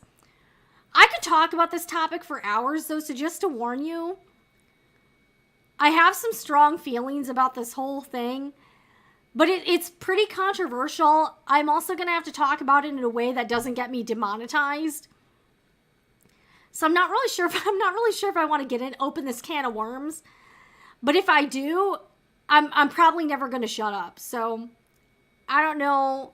Okay, I'm getting some ones. Okay, let me do all right. People, okay, we got a couple more Twitch. Do we even have Twitch viewers here? Okay, I don't know. I don't know if I want to do this. But if I start talking about this, I'm going to get even more extra than I normally am. And I got some thoughts. Because I have some, like, takeaway. Like, all of this going on has made me really think about, I don't know, just, it's been getting kind of meta. And I've been kind of thinking about this on a personal level for me. Okay. I kind of want to talk about, I don't know. I feel like we should do it now. Should we do it? I don't know. So, all right, we've got a lot of ones in the chat. So, but just a warning, this has absolutely nothing to do with our normal topics. But this is like a completely wild, just wild tale. Okay. Okay, so I feel like we've gotten enough yeses. And the other reason I'm sort of interested in talking about it is because I think it has some takeaways for anyone in the content creation or space, or if you're putting yourself out there with anything. And the other reason I've been obsessed with it is because I used to be a news producer, and this is top tier. This is like top tier stuff here. So just the news producer, the true crime lover in me, and just like I'm attracted to I like crazy news. I'm attracted to crazy news. I love covering crazy news. I don't normally cover this type of thing. But if y'all want to hear it, we're getting to the end. We've already covered the Etsy stuff, so I don't feel bad because we have covered like what was advertised. Okay. All right. We're going to start. Hopefully my StreamYard doesn't shut down. Okay, so I want to ask y'all, do you know what LawTube is? Like law, here I'll write. Do you know what LawTube is?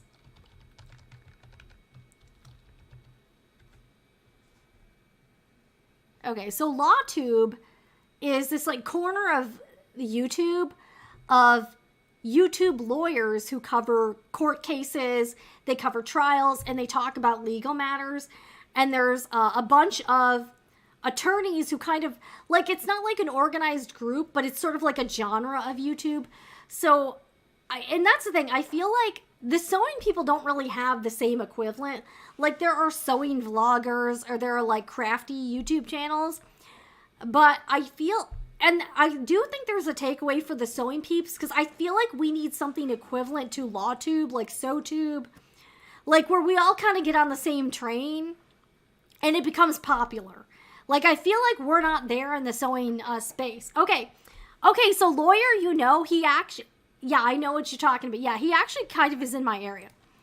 Okay, so there's a bunch of these attorneys in LawTube, and now there's now a LawTube civil war. So things have gone crazy, and it's just reached so many other parts of YouTube, and it's kind of becoming like mainstream now. And people are becoming like very aware of what's going on. Okay. So, yeah, exactly. I feel like, we don't have the equivalent of LawTube. So, LawTube became kind of a thing when there were some lawyers that started streaming trials.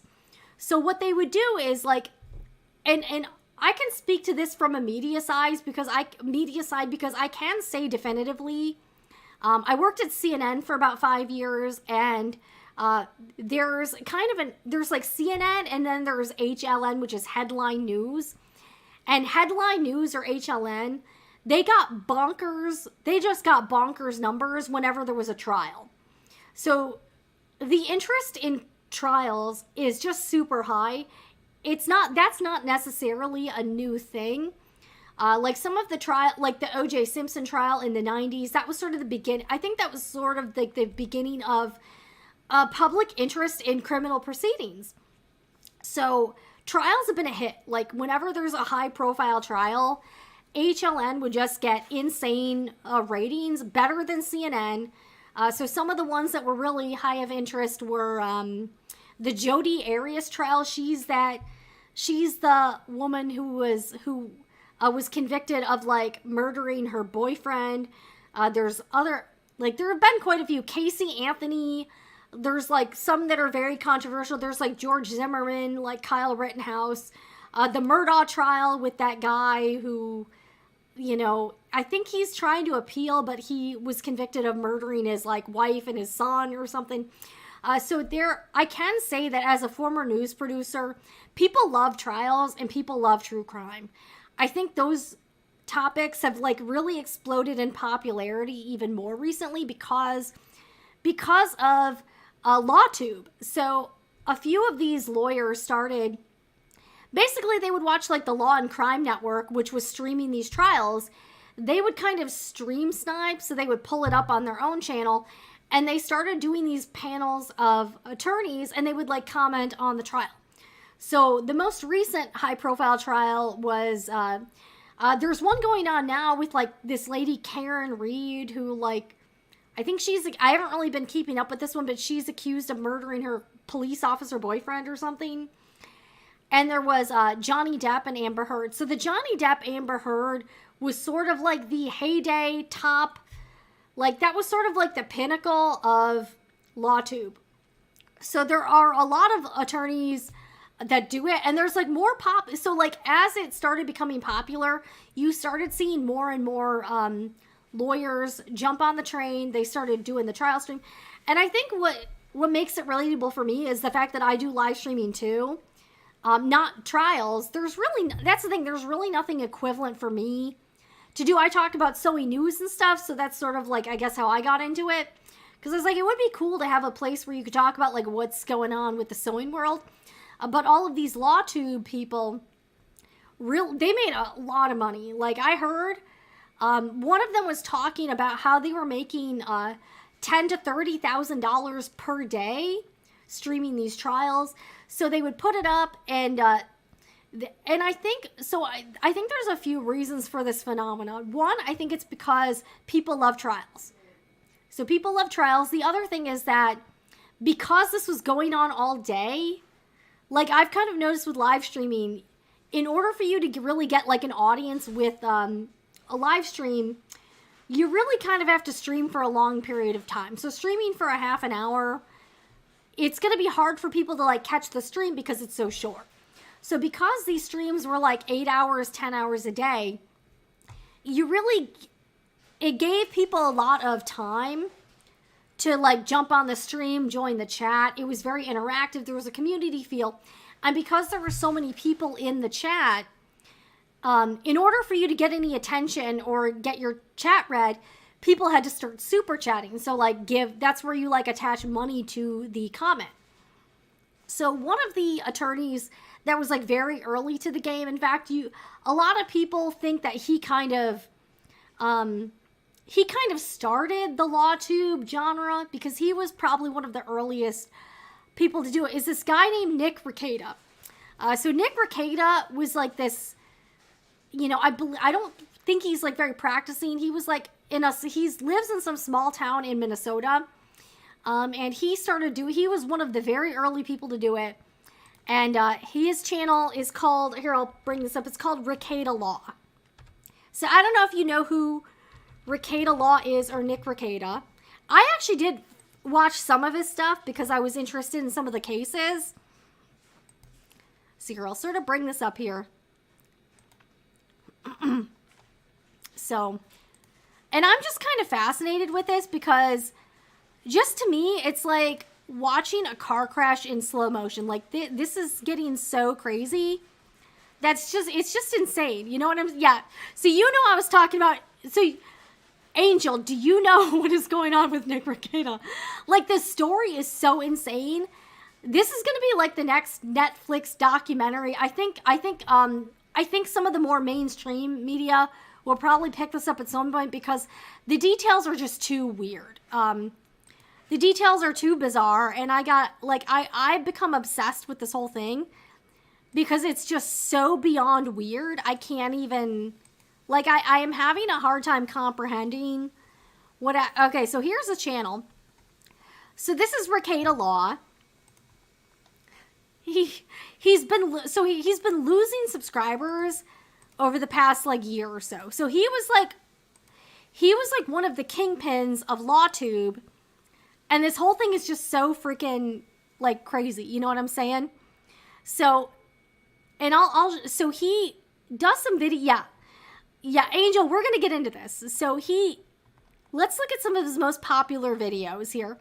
So he does mostly live streaming.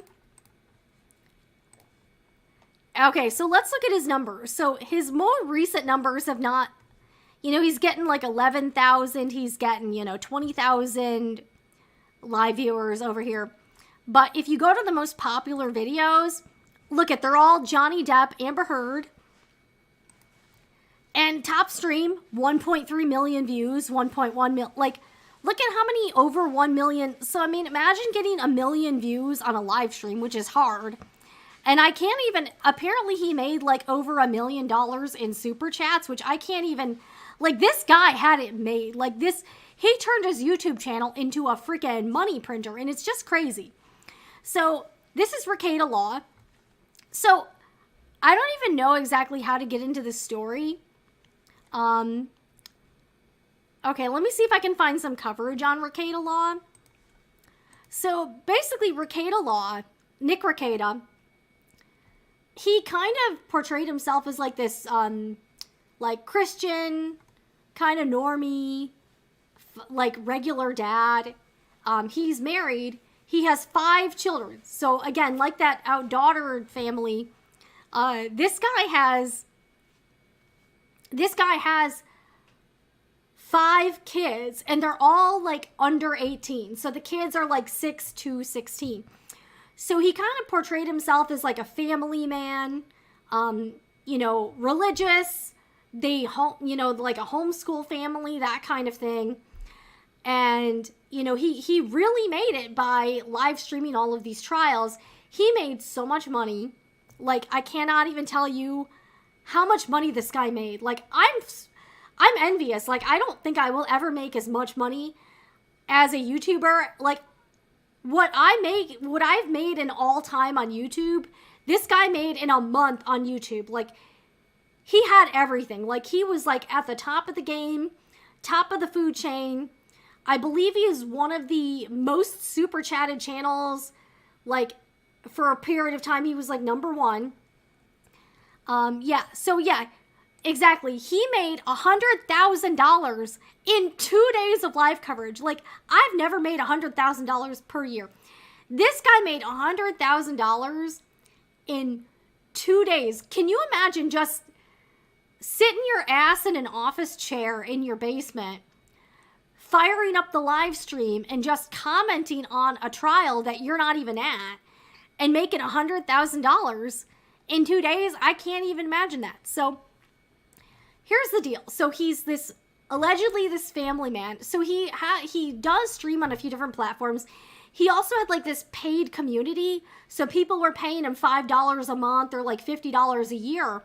He had a lot of paid members on this other platform where he would put additional paywalled content. So he had so in addition to the YouTube money, this guy had a lot of locals paid supporters on this platform called Locals behind the paywall. He had it all. He was going to events. He had a bunch of people he would stream with. And I did watch some of the streams because I thought some of the topics were like pretty interesting. And but like over time, so here's the thing. He kind of stopped streaming trials. Like I get there's no like high profile trial. Like there aren't like high profile trials there's not one going on all the time. But he kind of stopped doing what was working for him. So instead of doing these like daily trial streams for 10 hours, he started streaming like only at night. And I noticed that like his streams would start at midnight and they would go for like 4 hours. So yeah, he had like, this dude also, yeah, he had some sort of sponsorship or deal with another platform called Rumble, which I'm also streaming on as well. This guy was making,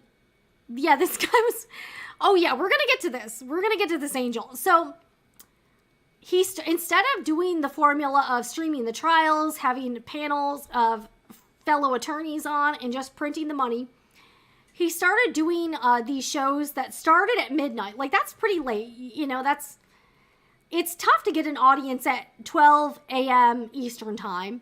I think he's on like Central time. The other thing about Nick that I did notice is that he was always drunk on the streams. Like, so his whole theme was drinking. He had like this theme song about him drinking. He got like all of this like background art in his setup, and it was all like alcohol bottles. And this guy was getting like blackout drunk in most or all of his live streams. Now, I don't, just say no to drugs, kids. I don't do any drugs. I also don't drink anymore. Can you imagine me doing these shows being totally blasted out of my mind?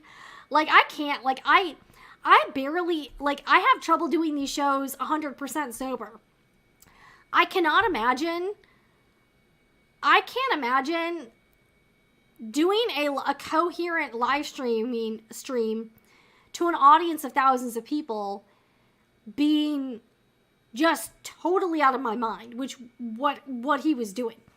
So this guy started doing these like weird nighttime streams, and they weren't even about like legal topics. Like he would talk about like random shit, and he was drunk. But the other thing is that his chat was encouraging him to drink. So someone would super chat him, and he would take a shot every time. He drank a lot of whiskey. People would take a shot they would be like, here's $20, take a shot. So he would start out like kind of sober, but still pre-gaming. And then he would, oh my God, so $100. Oh geez.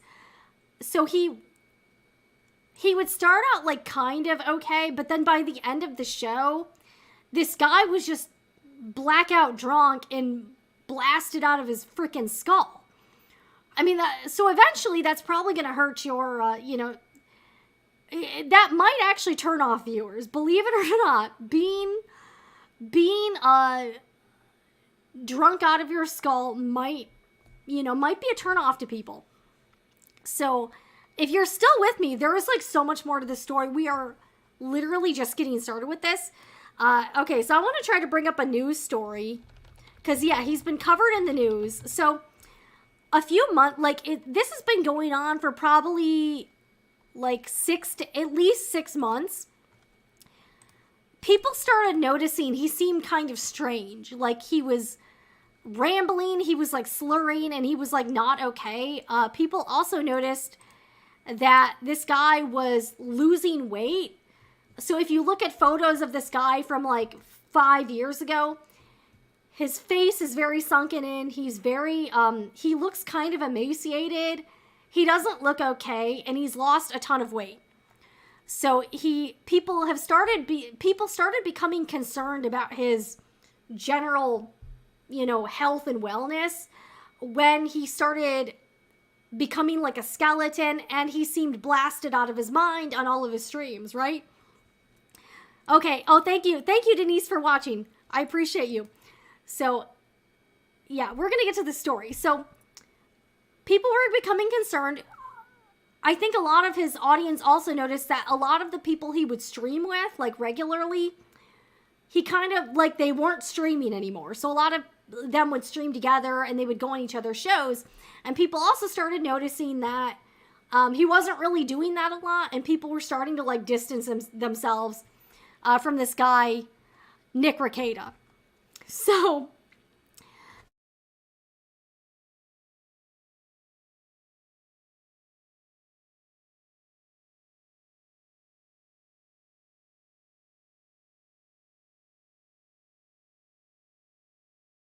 All right, sorry, my StreamYard got scuffed again. So I think we're back. I'm going to have to kind of rework things. Okay, so anyways, what I was saying is that people started noticing he was different and not in a good way. And a lot of rumors started flying around about this guy. Some of them included, obviously, that he had some addiction issues. But there were also some other rumors about some marital things, and there were also there was some talk about him and his wife basically being swingers. I know this is probably not for the kids, but there were some rumors spreading around about this guy that he was he was doing some things that were a little off the rails. So this all kind of culminated about a week ago when Nick Rekieta and his wife and a third person were arrested. I know, if you're just joining, we're kind of going off topic here, but we're talking about some other news about this other YouTuber that's super crazy. So I think it was about a little over a week ago.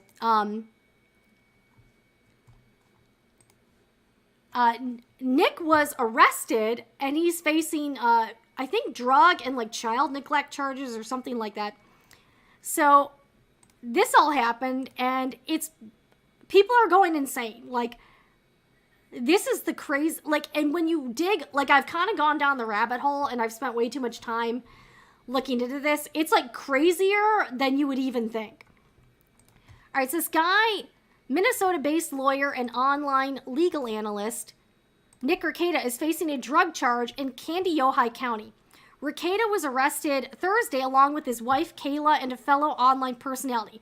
So the fellow online personality is allegedly his mistress. I'm not joking. I'm not joking. So he faces charges for possessing. This guy was found with like a massive amount of drugs, firearms, and there are some allegations that the 5 kids, were not being cared for in an adequate way. Let's just say that. This whole thing is like freaking insane. Okay, so, all right, so I'm like, wow, that's kind of weird. And I first heard about that, and I hadn't watched him in like a very long time, so I had no idea what was going on. I was like, that's weird, because, he's whatever. But apparently, oh, and also, there's so much to this story. He's also being sued by another YouTuber for defamation. So he's kind of on the losing side of a defamation lawsuit because he said some very crazy things about another YouTuber, and that guy sued him. And it doesn't look like it's going well. And apparently Nick Rekieta has spent like a lot of money on the lawyer. And it looks like he's going to lose this lawsuit, which is all. So, all right, the couple things have happened. His content creation revenue has really dried up. He's showing up on his streams blasted.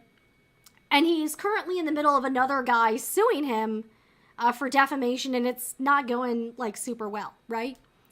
So you're like, that's pretty crazy, but it's like it's like way weirder than that. I could talk about this freaking all day. Yeah, I hear, yeah, okay, Emily and Hogue. Yeah, Emily seems pretty cool. I haven't watched the Law Tuber, like I'll watch for like certain topics. I wouldn't say there's like one in particular that I like latch onto. But this whole thing is like blown up. So if you look up Ricada now, so let's take a look at where Nick Ricada is now. Like this whole thing is just totally insane. So this is Nick's mugshot, and it does look like it appears he has a black eye. Everyone's kind of jumping on the bandwagon and like doing videos. So here's like the mugshots. So, okay, the mugshots are, Nick is in the middle. The gal on the left is his wife, Kayla. And the gal on the right is she is also married, but not to Nick. This gal is named April Imholte. I'm not sure if I'm pronouncing this right. But they were all arrested after, I guess a bunch of people have been reporting them for like weird behavior. Apparently, the church they go to, a number of them reported them. And then the pastor went to the police because they were concerned. According to the reports, the kids didn't seem well, and they were complaining about being hungry and not having like clean clothes, which isn't great. But if you look, there's like video after video about what's happening with, I've gone down the rabbit hole hard, yeah.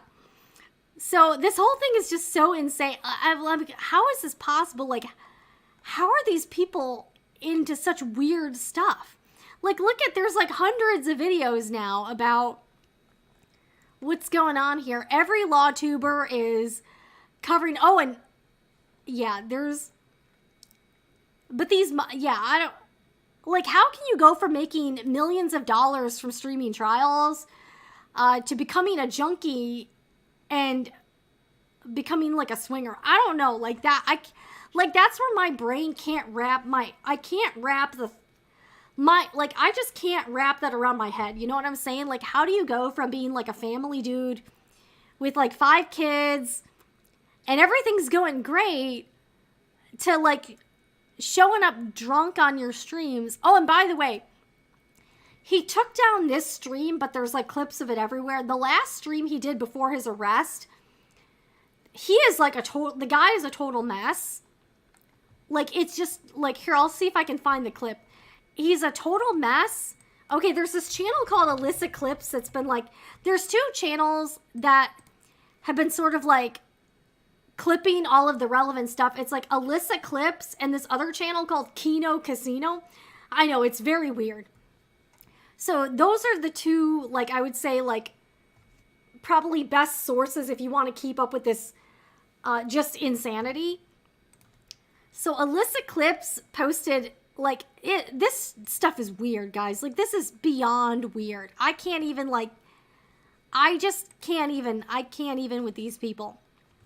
So the Alyssa Clips channel, yeah, this gal is like clipping the living daylights out of everything. But he did a stream before he was arrested. Not only does he look totally messed up, but it also appears that something really weird also may have been going on.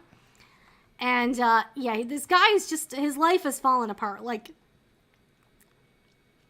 people also, like, his arraignment was on Zoom.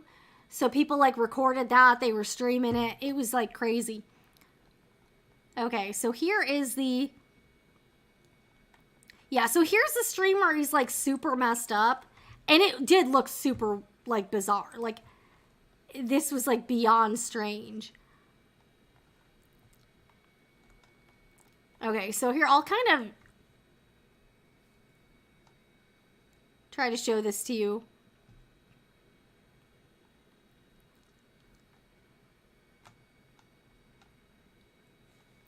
Oh, and also during this last stream where he seemed super messed up, he apparently left and took like he left for like 45 minutes, came back and looked even weirder, and he also had some powder on his nose that people are speculating is a certain thing. Like, I'm just like, what the heck? Yeah, so here, I'm not gonna, like, this guy there's something wrong with this guy. Like, he's not okay. Like, this guy, Nick Rekieta, is, like, he does not look all right. So, yeah, and this is after he came back from the bathroom. There's also some other very questionable activity that happened that people are, making all sorts of, there's a lot of conspiracies about what's going on with this thing. So, he was arrested. There's all kinds of reports coming out. Apparently, people are trying to get a hold of, like, the body camera footage. So, here's what so, you're all like, okay, Jen, so those 3 people are arrested. He may have been hooking up with the blonde gal in the mugshot. So, here's the other part of the deal. Allegedly, the Requetas became friends with this other couple, the Imholtes. April Imholte is the blonde girl in the mugshot. But they were a married couple, so there were these people named Aaron and April who also lived in sort of the same area. And yeah, there's something going on. He's got some problems. So apparently the Imholtes and the Requetas did, like, basically. So Aaron, the guy of the husband of the other couple, they were the hosts of this, like, really lame, like, podcast show, and they became friends with the Requetas. They allegedly wife swapped, and then Aaron, the husband of the other couple, left, according to him, and Aaron did the podcast circuit last week, and he spilled all the beans. Like, this guy was going on every show that would have him, and he was talking about what went on at the Rekieta house, and it was super weird. Like, it was super weird. So let me try to find this other clip here.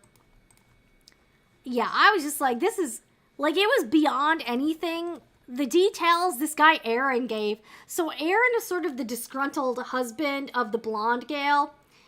And he and April are now getting a divorce. Probably, I'm sure a factor was probably what happened with the Requetas. This whole thing, you cannot make this up. Like, this is, like, the weirdest thing this is one of the weirdest. I've covered a lot of weird news stories in my time in media. This is one of the strangest I've ever seen. Like, seriously, one of the weirdest. And I don't say that lightly. This is super bizarre. So then I found this channel. There's these guys called Kino Casino. And they have been covering what's going on with the Requetas. By the way, I would highly recommend. They're very entertaining. These guys are super entertaining. So Kino Casino, they've actually been documenting the decline of Nick Rekieta over the past few months. And they're having a field day with all of this now that he's been arrested. And this guy Aaron is, basically doing tell-all interviews. So this guy Aaron, I'm not sure exactly why he decided to go on this show, but he did. So Aaron, the husband of the other swinger couple, went on this Kino Casino show, and he basically talked all about their, crazy lifestyle. Like, the whole thing is real. Like, I watched the interview. I was glued. Guys, I was glued to my seat. I was like, I cannot believe he's actually sharing this. So here's the hosts of Kino Casino. By the way, I do think they are very entertaining in, like, a weird way. So Aaron is the guy. I know, you're probably like, this story is long as hell. I know.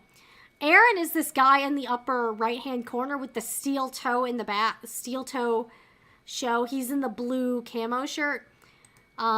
So Aaron apparently is the husband, and he and his wife were swinging with the Ricadas, but then they decided, like, he didn't want to be around, like, the illegal activity, according to him.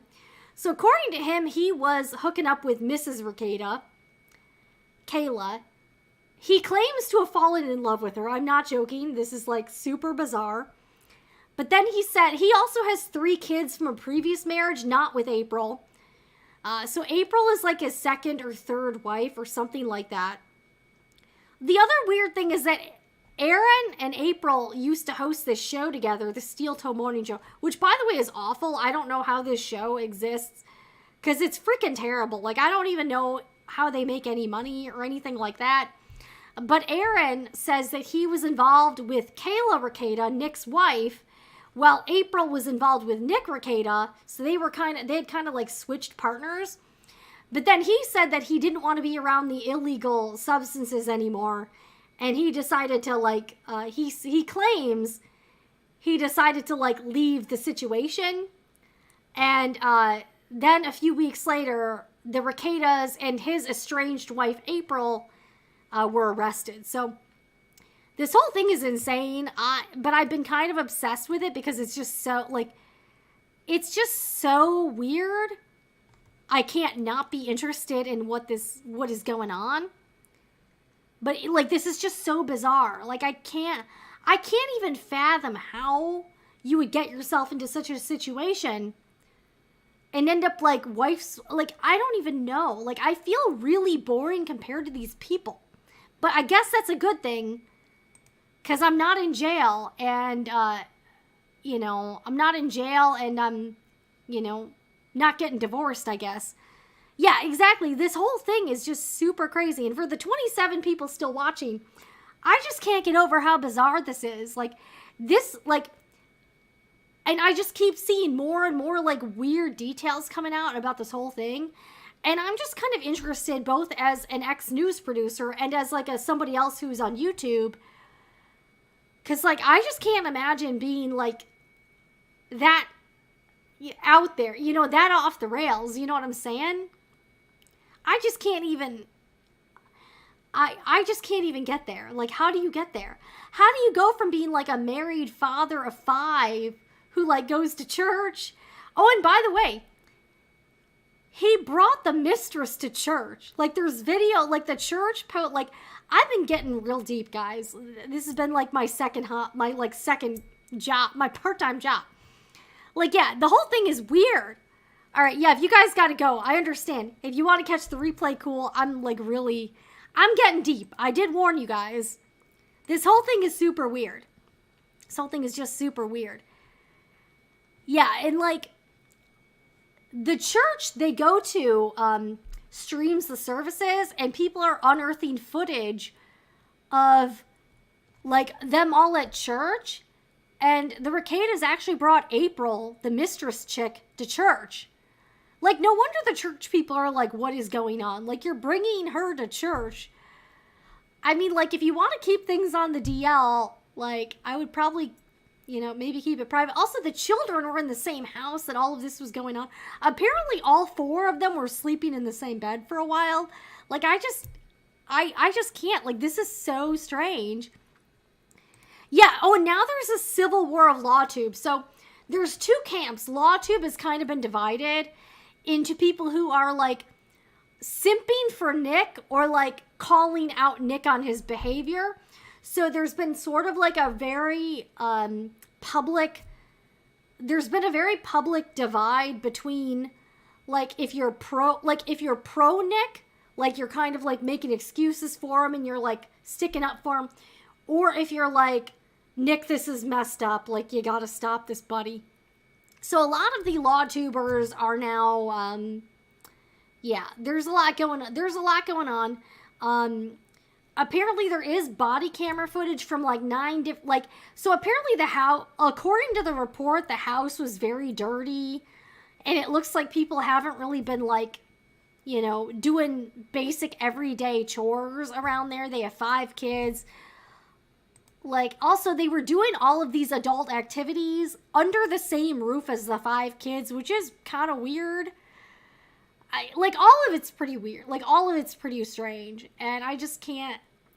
Like, I'm over here in my little corner of, like, sewing YouTube, you know, in my little house, you know, totally sober and in a, like, a monogamous marriage. And I'm like, what?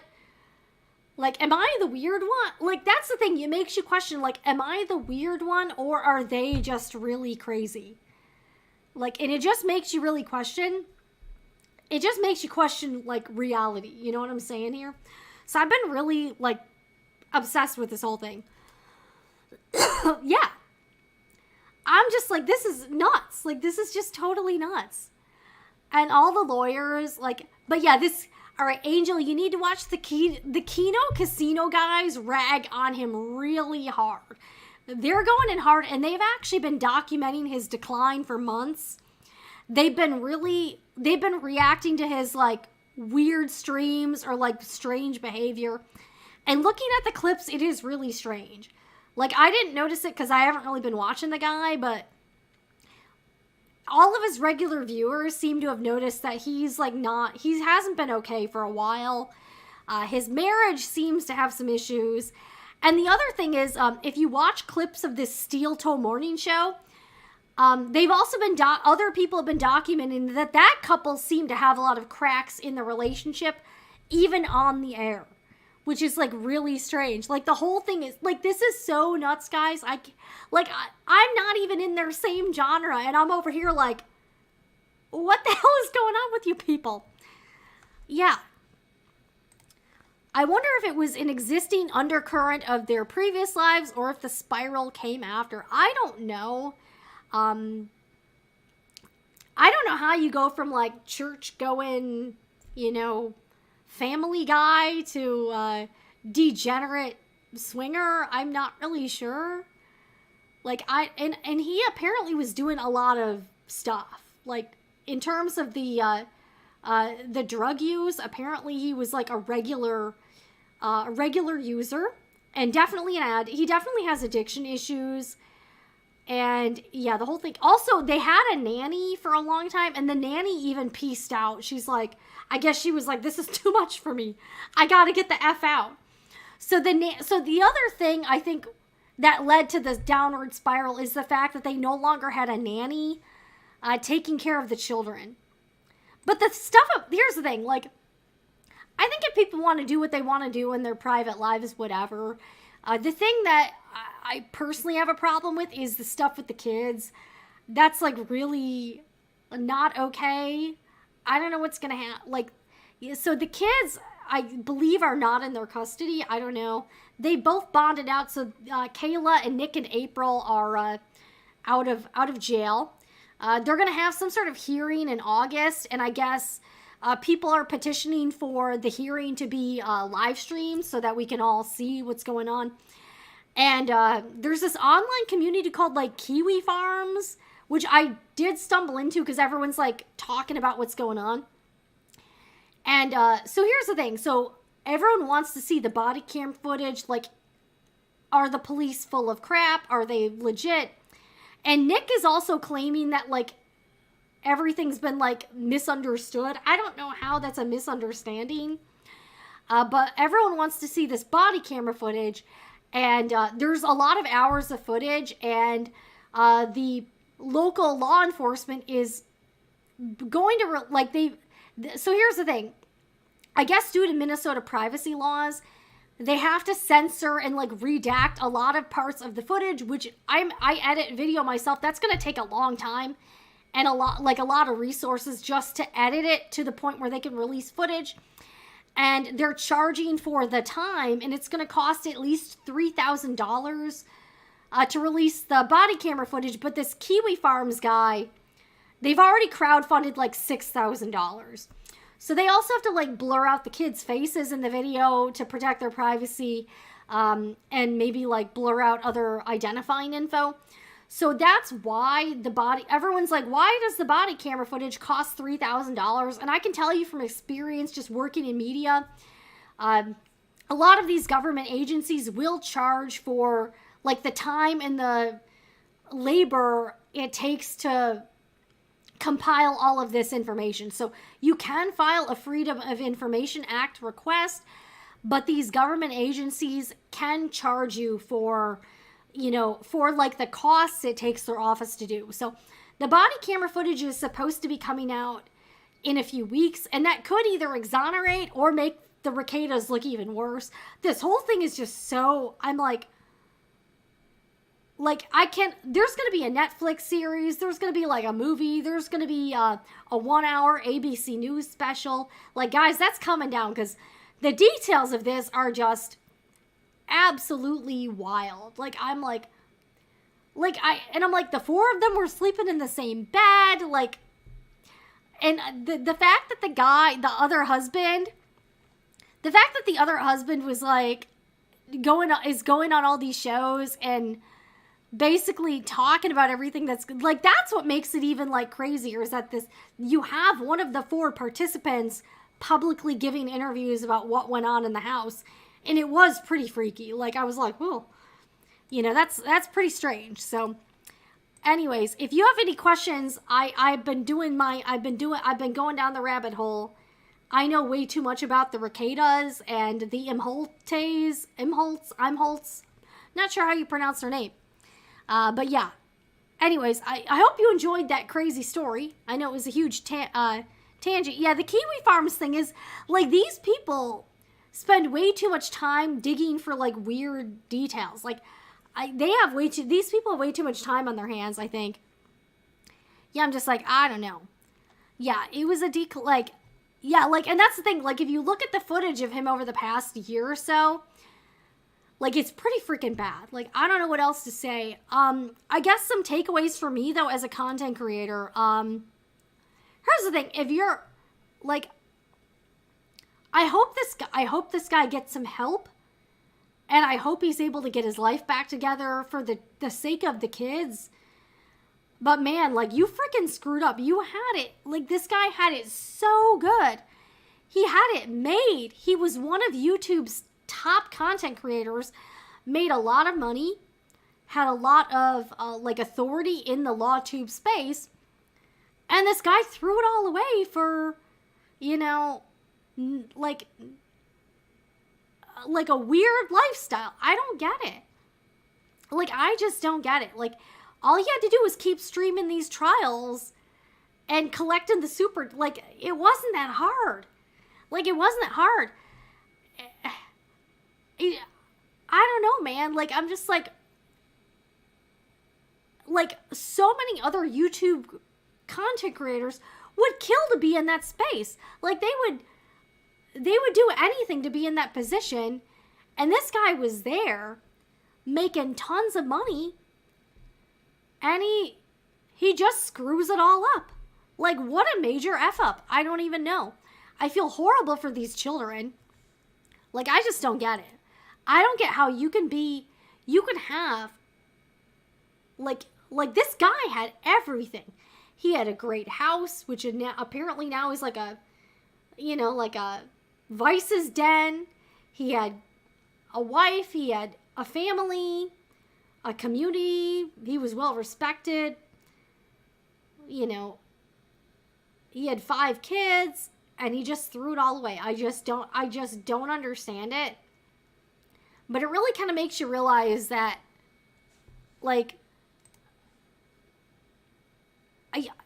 other thing I will say, though, is that if you put yourself in the public eye, if you put yourself out there and you're online, you're an online personality, you also have to realize that you're going to be subject to public scrutiny, public criticism. People are going to see you as a role model. You are an influencer, and what you do with that matters.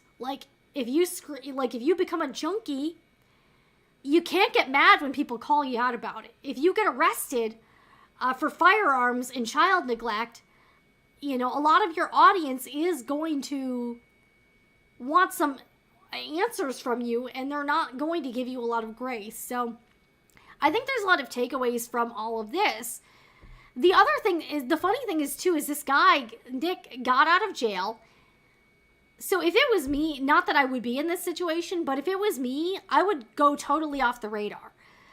Like, I would not be online. I would not be streaming. I would not be talking to people. I would just go, go totally silent, like, radio silent and not talk to people.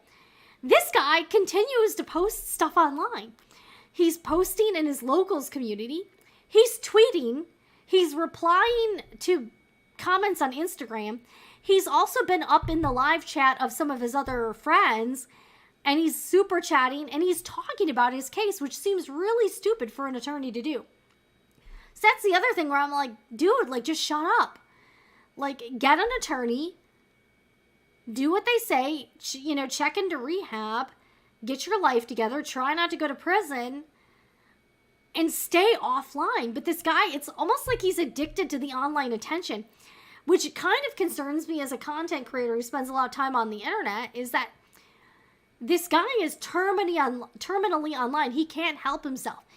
He continues, and he said some things that could be very damaging to him. Oh, and by the way, all of the police reports state that the police are monitoring his online activity. They're recording his streams. They're actually using that as evidence against him. That was in, like, the warrant. And they're watching what he does online. So this guy needs to be careful and not talk too much out of school, which seems really stupid for a lawyer to be talking about his case all willy-nilly online. Like, I'm just like, dude, like, what are you doing? I'm not a lawyer.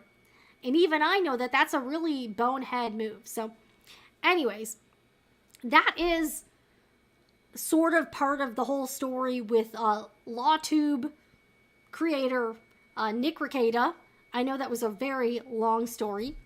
And I know that was, hey, you guys, I did ask if you wanted me to talk about it, but I've been fascinated because it's just such a, it's a really interesting example of someone who had it made and just totally spiraled to the point where now he got arrested, and he's basically destroyed his life. Like, again, is there coming back?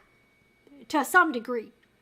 But, like, I just can't imagine ruining such a good thing you have. So, on that note, I hope everyone has a great week.